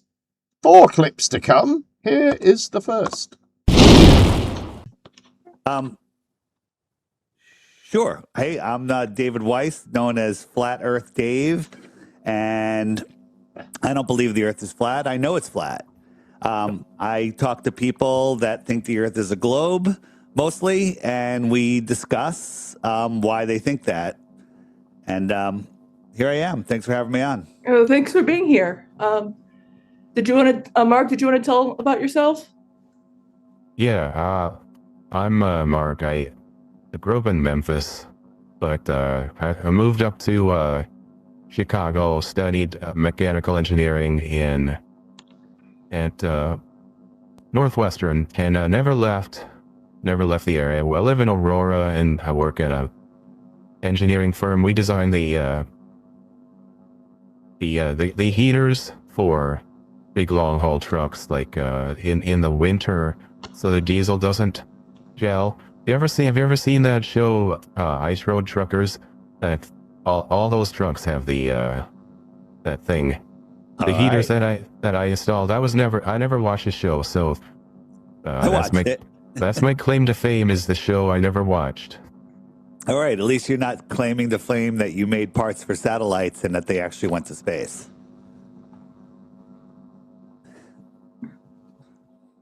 Darren, why don't you tell us about yourself? Hello, my name is Darren Rimmer. I am a physics tutor from Scunthorpe in England. I actually met Emily, the host of this, at a Doctor Who convention. What was that, 2013, 2014? Great time. Are you a fan of Doctor Who, David? Ask that again? Are you a fan of Doctor Who? I used to watch him years and years ago. Is it still around, or he's still around? Oh, yes, he's had many regenerations. There's been a woman, actually. It's been a lot of fun watching the show develop. Not gender yet, though. My job is, I'm a physics tutor for children studying their GCSEs, specifically children that are not quite up to speed. My job is to bring them up to the level they need to be to pass their exams. And it was actually a few of my students that mentioned they'd seen something about flat Earth, so I had a look into it. And I'm not a fan of conspiracies. I think a lot of them are ridiculous, and I didn't really see any evidence behind this flat Earth there. There was people talking about the Earth accelerating upwards, and that violates all sorts of physics that I teach my students. Well, that's not something. That's not something we teach. That's called a straw man. Flat Earthers don't think the Earth is rising. Well, that's very interesting. Yes, there is something I have heard some flat earthers say. At least mentions my students said that. I've only recently heard about the flat Earth thing, but I did do some research into it before speaking to you, and I'm very interested to hear your thoughts, David. Of course, being someone that teaches physics, Awesome. I do feel that this violates a lot of the things that I teach my students. So. Yes, I'm very interested in how this conversation is going to go. Thank you very much for joining us. I appreciate it. What is your name? What is your first name? Well, how do I address you? Darren. Yes, okay. Darren Rimmer. Okay, Darren. Thanks. I'm happy to start the conversation with Darren. Emily, how would you like this to go? However you'd like to teach us about flat Earth and what you believe. All right. So Darren, do you know off the top of your head what the radius of the Earth is? Around about 3950 miles. Well, that's close. So you do know something. It's 24,901 miles around, you know how far it is from the sun? Well, the radar measurements show that it's roughly 93 million miles. All right, so it changes slightly throughout the year, but as the orbit is elliptical. All right, so you do know some of the heliocentric model. That's good. Most of the people I talk to that defend the globe don't know anything, but they still defend it. So that's fine. I want to ask you about gas and gas pressure. Can you bring me 5 liters of helium or hydrogen or propane without a container? Oh, well, of course not, no. Okay. So can you have gas pressure without a container? On its own, gas pressure, no, of course not, David. So on the heliocentric ball, where's the container that holds the gas to the Earth? Well, I think you may be talking about a different thing than we describe when we talk about the atmosphere and how that works. Well, the atmosphere, we have a high pressure atmosphere, and it's adjacent to a Tor-17 vacuum, according to heliocentric science, or heliocentric religion or theory, whatever you want to call it. But there is no barrier. So what is to stop the gas from just poof going into space? Sorry, David, you said Tor-17. Could you expand on what Tor-17 is? So vacuum is measured in Tor, and Tor-17 is a near absolute vacuum. So they say space is a Tor-17 vacuum. NASA has a vacuum chamber facility that they can only get down to a Tor-10 vacuum, which is, close to half the power of the space vacuum. And that Tor-10 vacuum chamber has walls 10 feet thick made of concrete and steel. Otherwise, it would just implode upon itself due to the pressure differential. So the question I have is, with a Tor-17 vacuum surrounding a high-pressure gassy Earth, what is to stop all the gases from going into space? There's really only one answer you have, which would be gravity. Well, yes, of course, I would say gravity. David, what pressure are you suggesting is next to this Tor-17 vacuum? Well, there is some sort of containment, and you can't ask me what it's made of. I mean, we can look at lots of different evidences of what it's made of, from biblical references to, things that people have reported on, but I have no firsthand evidence of it other than we're breathing air, therefore the air is contained. If space is a vacuum, it needs some sort of serious containment. I don't believe space is a vacuum, but that's another thing. We're talking about the Earth. We don't need to talk about space, but here on Earth, we're breathing air. God, they catch me out, some of these. I should really write cues for myself. I mean, Fight the Flat Earth's voice is hardly a compelling disguise, is it, really? I was going to say, yeah, I recognize that right off the bat. Why Stanhope, though, of all places? I don't know. Yeah. Tor-17 vacuum, that's a good one. Yeah, it was, wasn't it? Tor-17, yeah. I think they're doing a fairly good job, though. I'll give them that so far, at least. And they're being patient. Yeah, and I think it gets better because as you'll they're not pulling on the line too quickly. They're letting the fish exhaust itself slowly. Right, and as you'll see, Toon, his character is supposedly on the fence.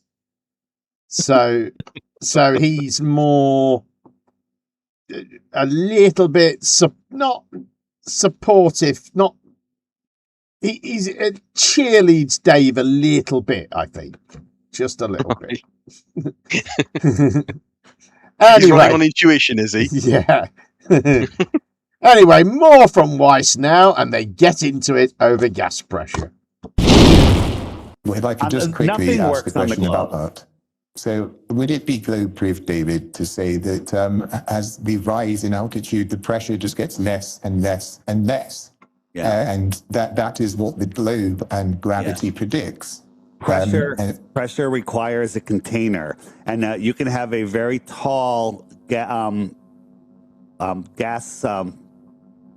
container, and it will be less pressure on the top. And pressure is also dictated by temperature. The higher the temperature, the higher the pressure. So down on the Earth, we have a higher temperature. We have a higher electrostatic charge. I mean, the charge is actually less down here.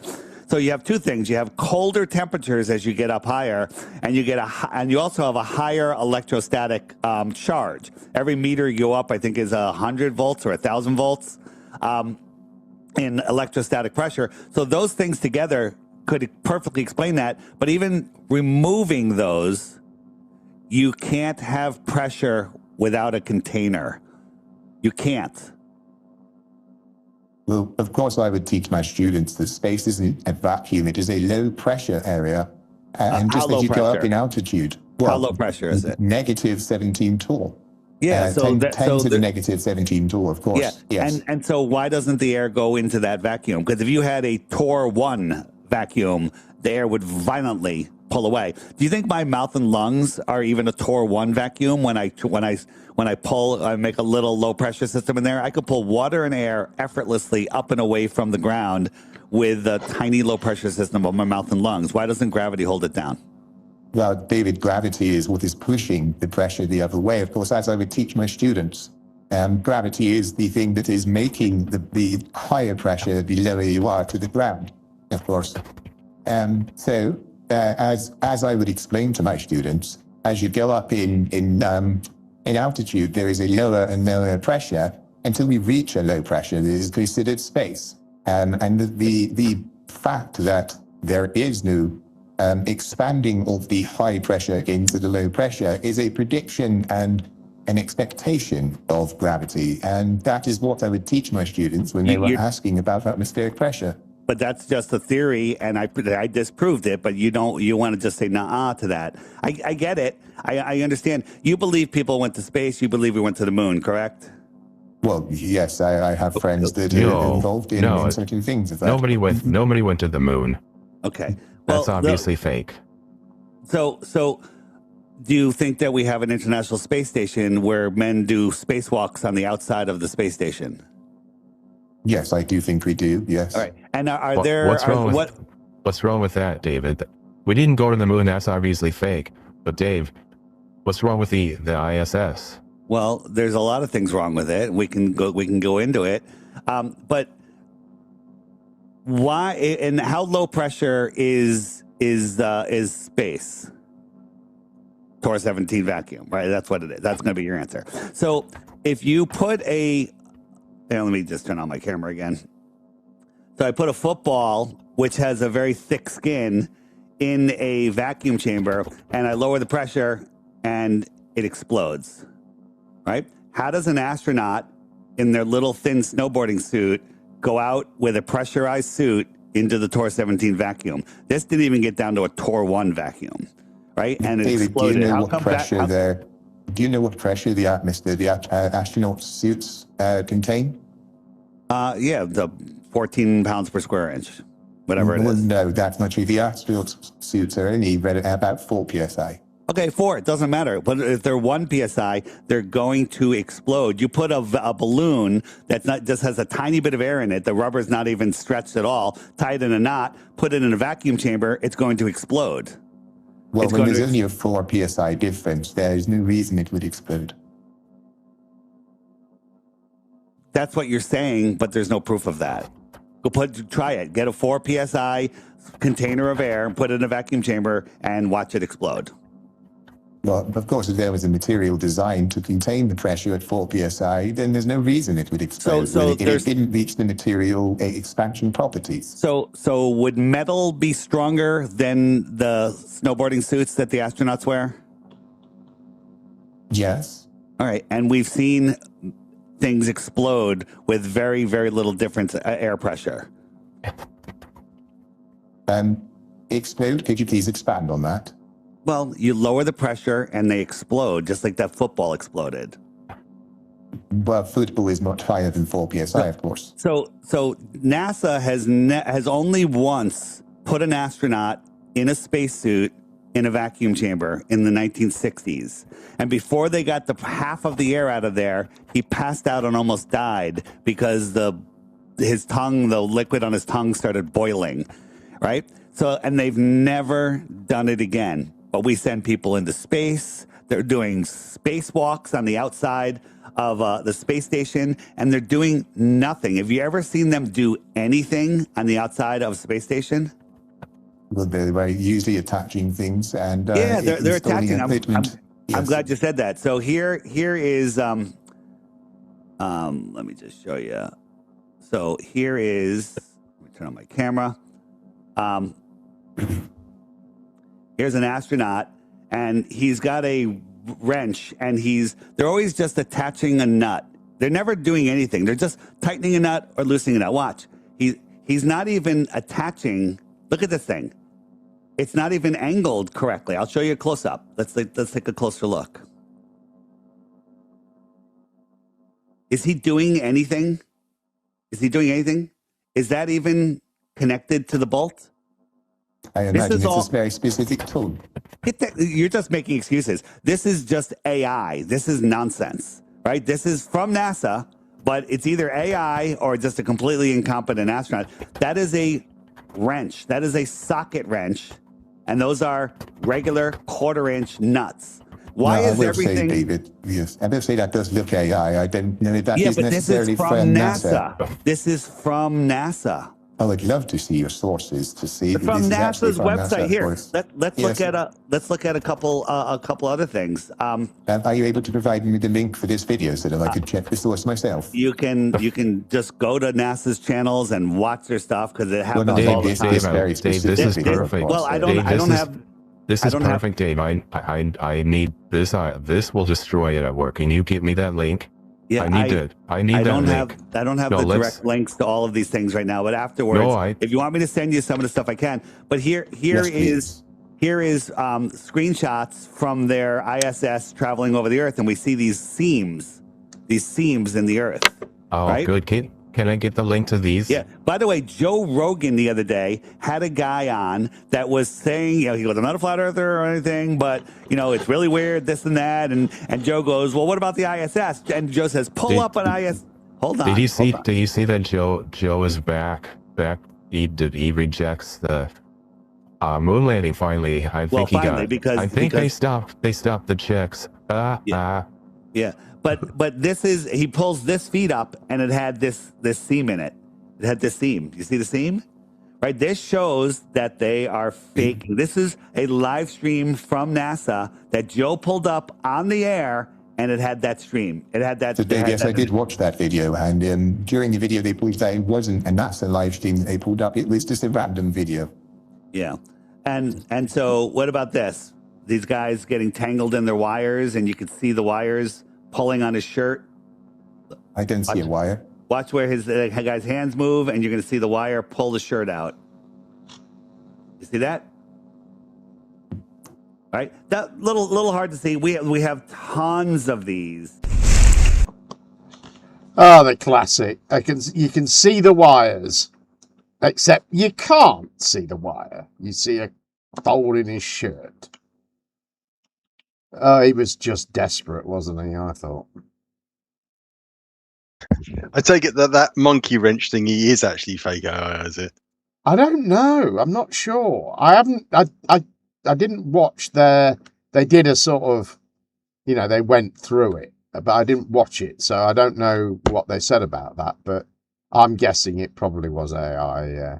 I think they know it is rather clamoring for a link, and if it was real, he'd be clamoring to give them the link, wouldn't he? Yeah, and he just did the classic. It's on NASA's website. Well, okay, where? It isn't on what filmed in bloody portrait like that. Yeah, right. TikTok ratio, screen ratio. And that's on NASA's website? I don't think so. Where's it being filmed from? Is it from a head cam or something? Right. They're suggesting? I don't know. Okay, our third clip now, and it's all just perspective, according to Weiss. Here's a shot from Aluja, France, right? This is from Aluja, France.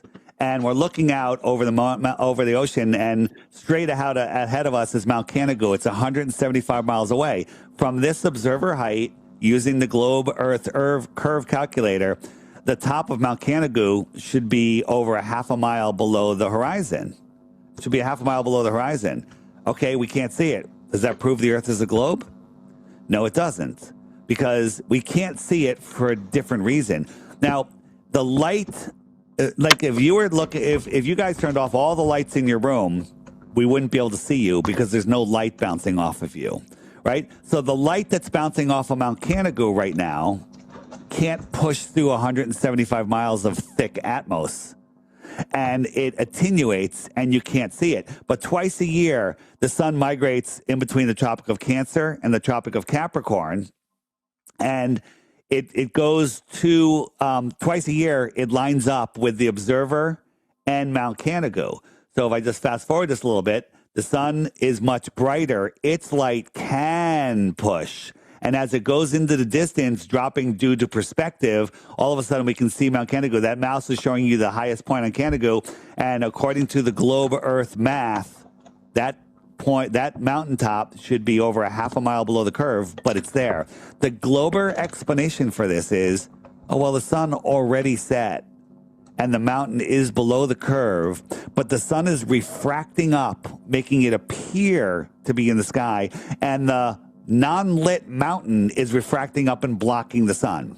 And the reason you can't make heads or tails of that is because it's stupid. Oh, it's Dave, dumb. I like this, Dave. So the globe Earth math? Yeah. Yeah. What is the flat Earth math for this? The mountain is in front of us. There's no math needed. It's line of sight. Dave, I'm a mechanical engineer. I can do the math, so let's do the math. You don't have to. Right, I'm fixing to bring this to tomorrow. If you're in front of me, 10 feet in front of me across a gym floor, we're in a Home Depot, you're at one end of the aisle, I'm at the other. What's the math for the reason that you can see me? Or we can do the geometry. I'm a mechanical engineer. This is easy. Tell me this is the easy math geometry. for the reason you can see me at the end of aisle 6 in the Home Depot. Well, we have a line of sight. Okay, that's the math. There's nothing between us. There's no math. But the math is. Why can we see this mountain? Why can we see this mountain? Yeah, because there's nothing between us. That's right. But and what's the globe explanation? Well, the problem is that I'm going to have is that what's the math for the sun being behind the mountain? It's perspective. When you look at when you have a nice cumulus cloud day and there's a deck of clouds, let's say they're 10,000 feet above you, you look 25 miles into the distance and it looks like those clouds are touching the ocean. But that can't be Earth curve because there's not 10,000 feet of curvature in 25 miles, right? There's only a couple hundred feet if the Earth was curved. So it's just perspective. It's just absolute perspective. Well, yeah, perspective I can do because I've had the geometry. So what is the perspective for the sun?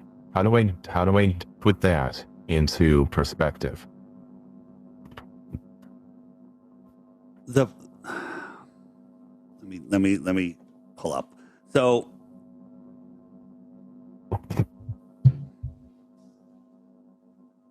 if I could just say that obviously the further the distance, the greater the refractive amount is. Yeah. The further away you are from something, the more the light is bent around a curve to be able to see. Show me an example of something refracting up from behind a physical object, other than reifying your example with the Earth. Show me somebody behind a hill that appears to be on the top of a hill. Show me something that went around a corner in New York City and then they pop out in the street like they're still there. Show me an That's not example. what we would say, of course, That'd be because those the things would be closer to you. Darren, that would prove the globe if you could bring something around the corner. If you had something that was blocked and then refraction brought it back. Right, Dave? If something is hidden by a physical object and the lens that you're looking through is not towering above that object, right? Because when you zoom into something, you're opening up the lens.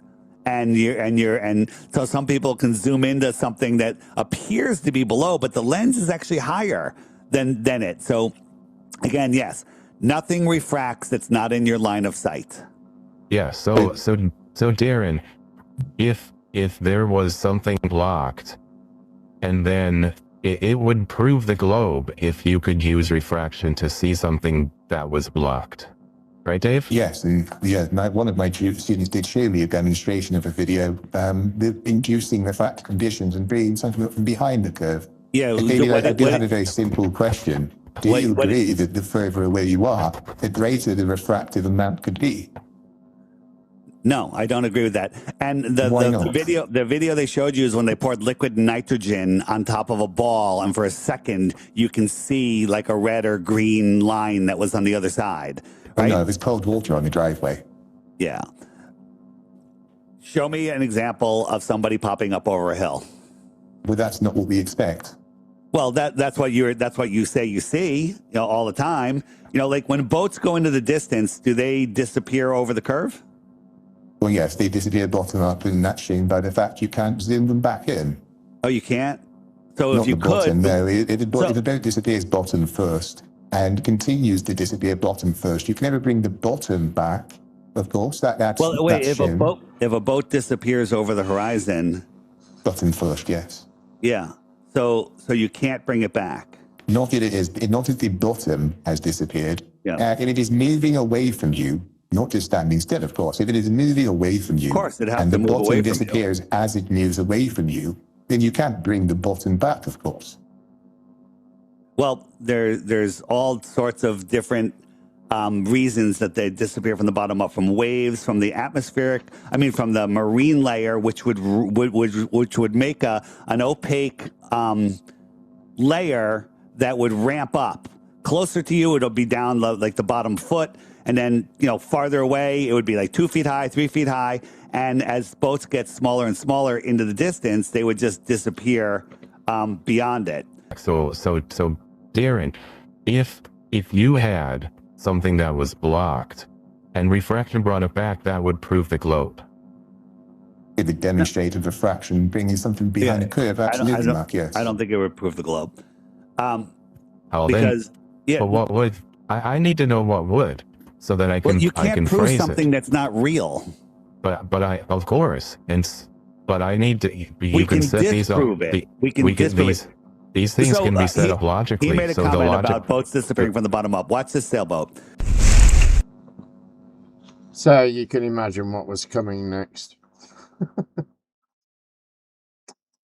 It's getting more and more obvious what's going to happen, isn't it? Yeah. It's quite fun though. Yeah, I think they're doing a good job, keeping him on his toes and getting to challenge him a bit. And what's the maths for where the sun is? And he just didn't have an answer, did he? Just hadn't... Let's go back a bit. Let's try a different approach. Yeah. Yeah, and of course, when they were on the gas pressure one, and you prove it. What's the proof of that? Go and get a gas chamber and have something at 4 psi, and you'll see it explode. Well, how do you know? How do you know that'll happen? It's just saying, if it's a vacuum and there's something with pressure, it explodes every time. Whatever the pressure, whatever the vacuum, it'll just explode. This is it. They just in their mind's eye imagine that there's some number that means things just get obliterated. Right. If you got a car with a 35 psi tire in your drive, and then you reduce that to 24, and then 20, and put it in the vacuum, the tire won't know any. The tire, in terms of what's going on, won't know any difference. There's a 20 psi difference between in and out. Yeah. Right. There's nothing magical about a vacuum. They just think that's it. That's the ultimate limit, and everything just disintegrates. Right. Just nonsense. Gibberish. Yeah. Reality falls apart, Pazza. You don't understand. All right. It all goes away. Our final clip now from the Bogus Podcast, and it's the big reveal. How will Weiss react when he finds out he has been tricked? I'm still stuck on this logic. So the logic is that this proves the Earth is flat, and logic demands that the opposite requires that If the opposite is true, it proves the globe. Otherwise, it doesn't prove that the Earth is flat. This is just logic. So we don't have any flat Earth proof if we can't honestly say the opposite would prove the globe. Right? This is just logic.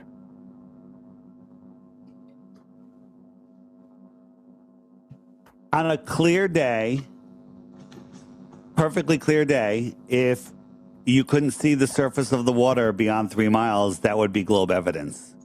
But it doesn't happen. We can, on a clear day, even on a non-clear, on a semi-non-clear day, we can see farther beyond it. So, but do you have flat Earth evidence or flat Earth proof? We have flat Earth proof. Okay, so should give me a flat Earth proof, or the opposite would be globe proof. Of course, this you're gonna say it doesn't exist. I get, but to be logically consistent, we need to speak in that way. Well, show me air pressure without gas pressure without containment. Show me the Earth curving. Show me the Earth rotating. Like when you go to the beach instead of the beach all day and you watch the sun, does the sun move across the sky? Yeah. Okay, but in your world, the Earth is spinning and the sun is staying stationary. Well, I don't know. I'm on the fence. All right. So do you see the stars circle around Polaris? So, all right. So I want to hear your flat Earth proof, or the opposite would be globe proof, so it's logically consistent. Well, there's things that are just impossible on the globe. For example, if in the heliocentric model, all of the planets circle the sun, correct? Yes. Okay, and and the North Star is just a random star that lines up with our axial pole, right? Yes. Okay, so if people live, if other planets were real, Saturn, Jupiter, Pluto, they would have stars in their sky also, correct? On other planets? Yes. Yeah, like if you lived on Mars, let's just say Mars, for example, right? They'd also have a star-filled sky, but they'd have a different view of the stars, right? Slightly different. Okay. So would Polaris be important to Mars? Probably not. Right, because it'd just be another random star, right? And that would be true on every planet, because their axial point of rotation is not the same as the Earth's. Would you agree? Would you both agree? Yes. So the question you have to ask yourself is, why do all of the planets and all of the luminaries and asteroids all circle Polaris? They all make their geometric, sacred geometry signs, shapes. They all circle Polaris. Though they don't in the south, they circle the southern point. No, they don't. They all circle Polaris. No, they circle the southern point. I have friends in Australia that send me videos of them circling the southern point, of course. No, that's an apparent motion in the sky. That's an apparent motion in the sky. I do apologize. Please carry. The planisphere shows that they all circle Polaris. So I thought you were going to show me. I thought you were going to show me, like, the view from Mars. That Polaris is the center in Mars too. I can't show you that because Mars is not a place. Mars is just a light in our local sky. I don't know how this is proof of flat Earth, and this proves the globe, and how the logic would say that the opposite would. This doesn't. I don't know how this does anything. You have to understand that eventually there's so much evidence against the globe that you have to throw it out. The globe uses gravity, but 96% of it has never been accounted for, so they made up dark matter and dark energy to fill in the hole for that. For what? Gravity doesn't work. They have to add, 96% of it's missing. So they say, well, there's dark matter. Where? No one's ever seen it in space. No one's ever seen it, but it has to exist, otherwise gravity's wrong. That's what they do. When you have a theory that's 96% wrong, do you throw out the theory or do you make up something like dark matter? I don't know what you're talking about. Yeah. You should look into it.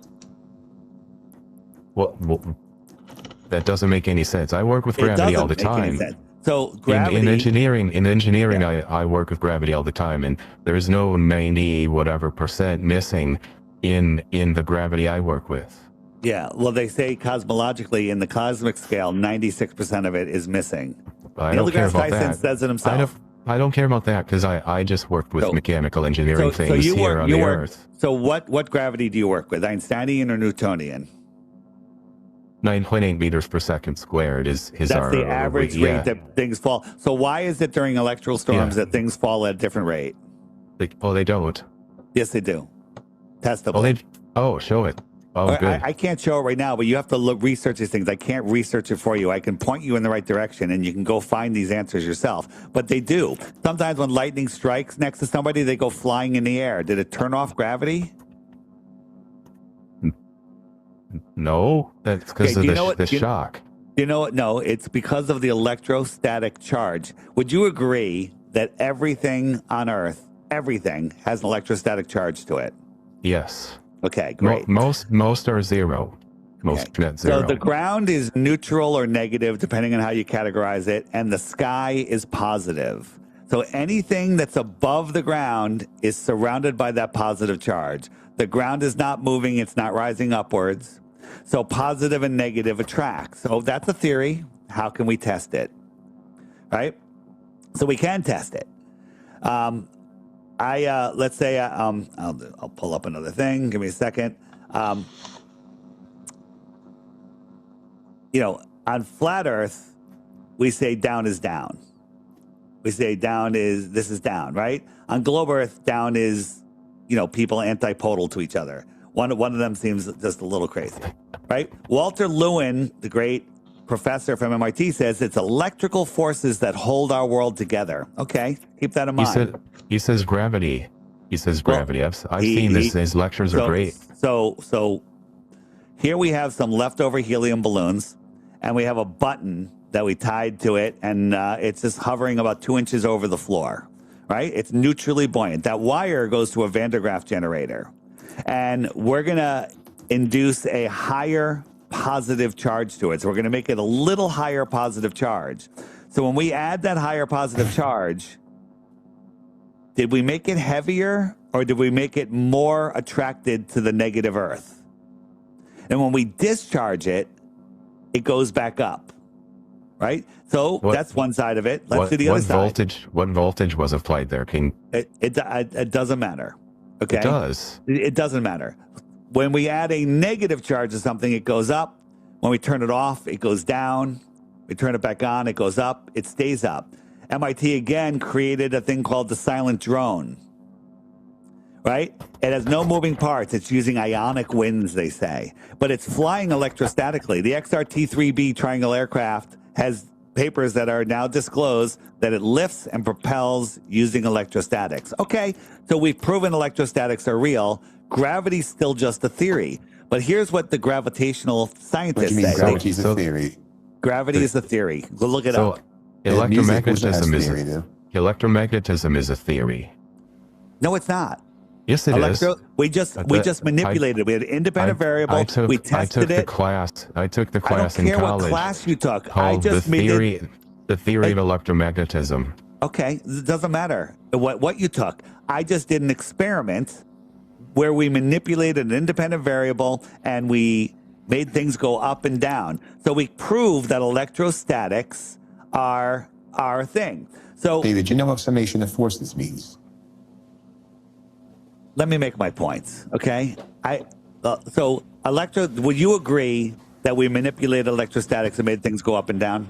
I agree that you don't understand the topic even remotely, Dave. Hi, Dave. You're stupid, Dave. Ha! You're so stupid. Everything you said was wrong. Holy crap. You're dumb. Every single show you do. He ran away! What a coward! What a coward! And as expected, he ran away straight away. Just a theory. I know. I like the way he thinks that because he's watched a video that he's proved something. That's now a proof. that he manipulated an independent variable and all of that crap that he's picked up from Oakley. Unbelievable. And his little helium balloons attached to his alleged Van de Graaff machine. I don't buy that. Yeah, I'm not quite sure. That What was that? bullshit. What? I don't know. That what was happening somebody fucking out of frame, you know, lifting and fucking lowering those things when they claimed that they were imposing a charge. That's what that was. there? Maybe. The exit was predicted, though, wasn't it? And then it takes 2 or 3 angry, vociferous pensioners to make the timeshare salesman run out the back door. Right. And there's quite a few times there where it's, go look it up. Yeah. The standard conspiratard response, go look it up. Bullshit. Yeah, I can't look it up for you, no, but you can certainly show evidence of the claim you just fucking made. Right. Yeah. I can't show you. You have to find it yourself. Right. Do your own research. But there you go. Okay, we've got another series of clips from one show coming up. I hope that doesn't piss you off too much, but it is interesting, I think, and they are quite different. But before that, here's a few minutes of Nathan Oakley ranting like a lunatic about Sleeping Warrior and other former friends. It's called elevation. Oh, and what's it measuring? Oh, elevation angles. What's elevation?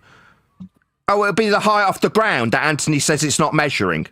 I mean, idiots are amongst us. Now, I've been saying this for a couple of weeks. Given that I'm going to go on a little tour with my book, Measured Flat, All Roads Lead to a Flat Earth by Nathan Oakley. Therefore, the old conspiratards, the people like Anthony who are worried about what crap came out of pyramids, other conspiratorial shit from morons, they're dead wood to me. Fuck off. You're all irritating. You say irritating, fat, annoying, nasally things like, well, the point where the ground meets the sky isn't the ground. What? Fuck off. Go and spend more time with the thieves that tried to rob from me. Were they trying to rob from you, Anthony? No. You've got nothing worth robbing. My intellectual property, however. Anthony and his little bunch of thieves, that'll be Brian. What's that? You wrote a book about housekeeping? What, the housekeeping that's kept in this hotel right here? Oh, really? I mean, maybe you should just give it up. I mean, who cares, right, Brian? 90% of that's mine. Or maybe the other 2 thieves who offered their help to edit the 5th draft of my book and decided, actually, having edited this draft, I'm going to keep it unless you put my name on it. Fuck off, you thieving scum. Yeah? Is your name on my book, thieving scum? No, it definitely is not.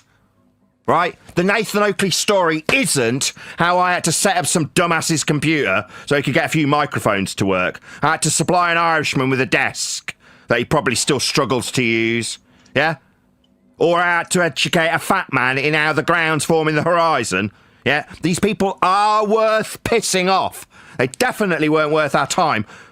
I just worry why I spent so much time in the company of this fat man arguing about how far away the ground in the form of the horizon was, when he now says it's not the ground. Oh my God, Anthony was always stupid, obviously, even back then. Why are you arguing about the distance to it if it's not the ground, fat man? Oh, that's because you're very, very stupid. Yeah, you're in good company. You're with thieves. People like Brian who have to lie about what their book contents is about at the moment. It's like, oh, right, you're doing what my show's consistent of. No. When I said that, I didn't say that. What, you're a liar. Liars and thieves, yeah, good company of a solicitor. Defence counsellor, right? You're going to defend these thieves. I'd just chop their hands off. That's what I would do. I did. They got sacked. Bye-bye, fuck off. Never darken my door again. You're not needed in the editorial team anymore. The editorial team continued to exist. Just talking about how people in the team previously tried to thieve from me. What's that? They say they're authors. Really? Well, they got to talk about how I set up their show. You know what they got to talk about? That sounds very much like me and what I do. Yeah, that's what they had to talk about. That's why they tried to steal it. Meanwhile, these thieves didn't manage to steal anything. Work continued. 7th draft complete. Now, don't get me wrong, this does need work. I need to reorder the chapters. Check the spelling. But here it is, my book. Very much a physical thing. By Easter, or there or thereabouts, instead of being in a crappy little draft form, it'll be in a form that you can buy, with my and only my name on the cover. Inside the book, however, that's thieving Irishmen, or disgraces to their country ex-servicemen thieves, or pill-popping criminal wannabe doctors, yeah? These can all purchase a place in the book. $30. Just join. Yeah, Brian, you want to be in the book? As opposed to stealing my story and then saying it isn't about housekeeping. Oh, yeah. Yeah, that's what thieves and liars do. Thieve and lie. But as for the audience, that will increase with a lot of deadwood conspiratards, thieves and robbers all being left by the wayside. They already have been. The fact that suddenly one of them's decided that he needs to pipe up again because he's a bit put out about how the horizon's formed. Anthony, go away and defend thieves and liars. Yeah, do as you do best as a solicitor. Yeah? What you don't need to be doing is worrying about what mariners do when they negotiate the ground and not kill everybody on their boats. I mean, obviously that's got nothing to do with the ground, right? Oh, what's that temperature? No need for this shit from idiots anymore. At all. Yeah, the audience will continue to grow just away from the former group that made up Flat Earth. Conspiracy theorists. Yeah? That's what we've got. Well, I don't want any part of it anymore. Why? Well, because I've got measurements. Who's on my side? The map-making company. The people who are using these processes to measure Earth flat. I've got the surveying company. The people who survey the ground flat. Yeah? We've got the people on the boats who measure Earth flat with a sextant. That's who we will appeal to when they make their measurements. Now, will these measurements be stopping some fat man looking stupid in front of the rumpus? Or will they stop people dying at sea? When measuring Earth flat, the practical implications are ones that are life and death orientated, not social interaction orientated. That's what these people who tried to thieve from me wanted. Their swan song. What so socially they'd be remembered. Yeah, they wanted to be of importance. Well, meanwhile, the horizon didn't care what their names were, did it? Absolutely not. The surface level and sea level that's been measured and will continue to be used as a reference didn't care who the thieving pill popper is. Didn't care who the disingenuous lawyer is. He didn't care who the disgrace to his country serviceman was. He didn't care who the low-life thieving scummy Irishman was. Did he? No, they just used sea level as level. They just used eye level parallel to it. They just used flight level with altitudes perpendicular to a plane. That's what they do, these people who actually have a practical use for Earth being flat. These idiots who oppose us, who come and chat skank, not on the show when there's a fucking link. No, through Neil. All right. You're obviously very confident in your position, are you, that the ground's not the ground that you were very concerned about the distance to? Yeah? Well, go and be content somewhere else, because we don't concern ourselves with you, because we have recognised how inconsequential we are to the ground that is being measured. It's not by you. Yeah? Us measuring a height of a cliff, that's us measuring the ground. Perpendicular to a plane of reference, I might add. That's what height is. You've measured the ground. You did it with a tape measure to measure angles, to get heights of cliffs. That's with respect to the surface level. That's what height is. It's perpendicular. Without a flat surface level, the height you personally measured so that you could concern yourself with the distance to the horizon that you're now saying isn't something that you measure with a sextant. Well, we're not measuring Earth flat with a sextant. It's not like it's got the ground appearing to meet the sky in one of the named parts of the tool or anything. Oh, these people are just irritating to me now. They're like a dose of thrush. Anthony, you're an irritating cunt. That's all you are. Let me ask a question. If we were on a ship, let's say we get together, all of us guys, you know, and we take a little boat ride, and the boat goes down like the SS Minnow, but we happen to get on a life raft, and we got a sextant. Do I need to make any dip correction at all? No. Game over, Aether Band. Game over. Oh, was this what we went through with this irritating prick, Aether Band? Aether Band, you still hanging around the people who utterly despise you? I'll give you one of the reasons we despise you. I personally put that very fact to you. What, like, if you're in a dinghy, you wouldn't need to make a height of eye correction, you're actually at sea level. Yeah, that's correct. Now, we put it to him multiple times. This is why we despise you and would rather beat the living piss out of you than talk to you again. But you're still here with people who absolutely hate you. Yeah, you can't cope with how Earth is measured flat with a sextant. Therefore, when this man, a minute ago, you were aligned with the fat man that it wasn't the ground. Well, when you're saving your life at sea because you've gone down in a dinghy, yeah, it definitely is the ground that you're measuring. No height of eye is needed if you are actually at the sea level. Why would you correct for your height above the sea level if you're at sea level? You wouldn't. It's not necessary when you're bobbing around in a giant life raft, which is very much when people tend to need sextants. Yeah? When they're lost and might die. He is completely fucking mental, isn't he? Let's just We're not before we says, well, he spends 5 minutes raving on about the same thing. before we Seems very move on, concerned to me. before we move on, let's just cherish the moment that he's suggesting that if you're bobbing around in a life raft, knowing where you are is any fucking use to you whatsoever. Oh, no. The great Gertrude Perkins says, Nathan Oakley and Anthony Riley, the romance has ended. Tiny violins at the ready. Thank you very much for that super chat, the great Gertrude Perkins. And if you would like to super chat the show, please feel free. It all helps to encourage me to put in the hours and hours of work I have to do to make this show. Also, I'll stick my PayPal. I've just stuck it in the chat, but I'll stick it in again. There it is. If you want to bung us a few quid that way, that's even better because Google don't get any of it. So thought I'd give that a mention. Won't mention it again. Thank you very much if you decide to bung us a few quid. Anyway, sorry, back to Oakley. He keeps saying all the time, they measure the Earth flat with a sextant. I mean, why do people... How has this been absorbed this way? Right, I don't know. He's just now insisting that all measurements of any kind ever are flat Earth measurements. Right, that seems to be the latest thing.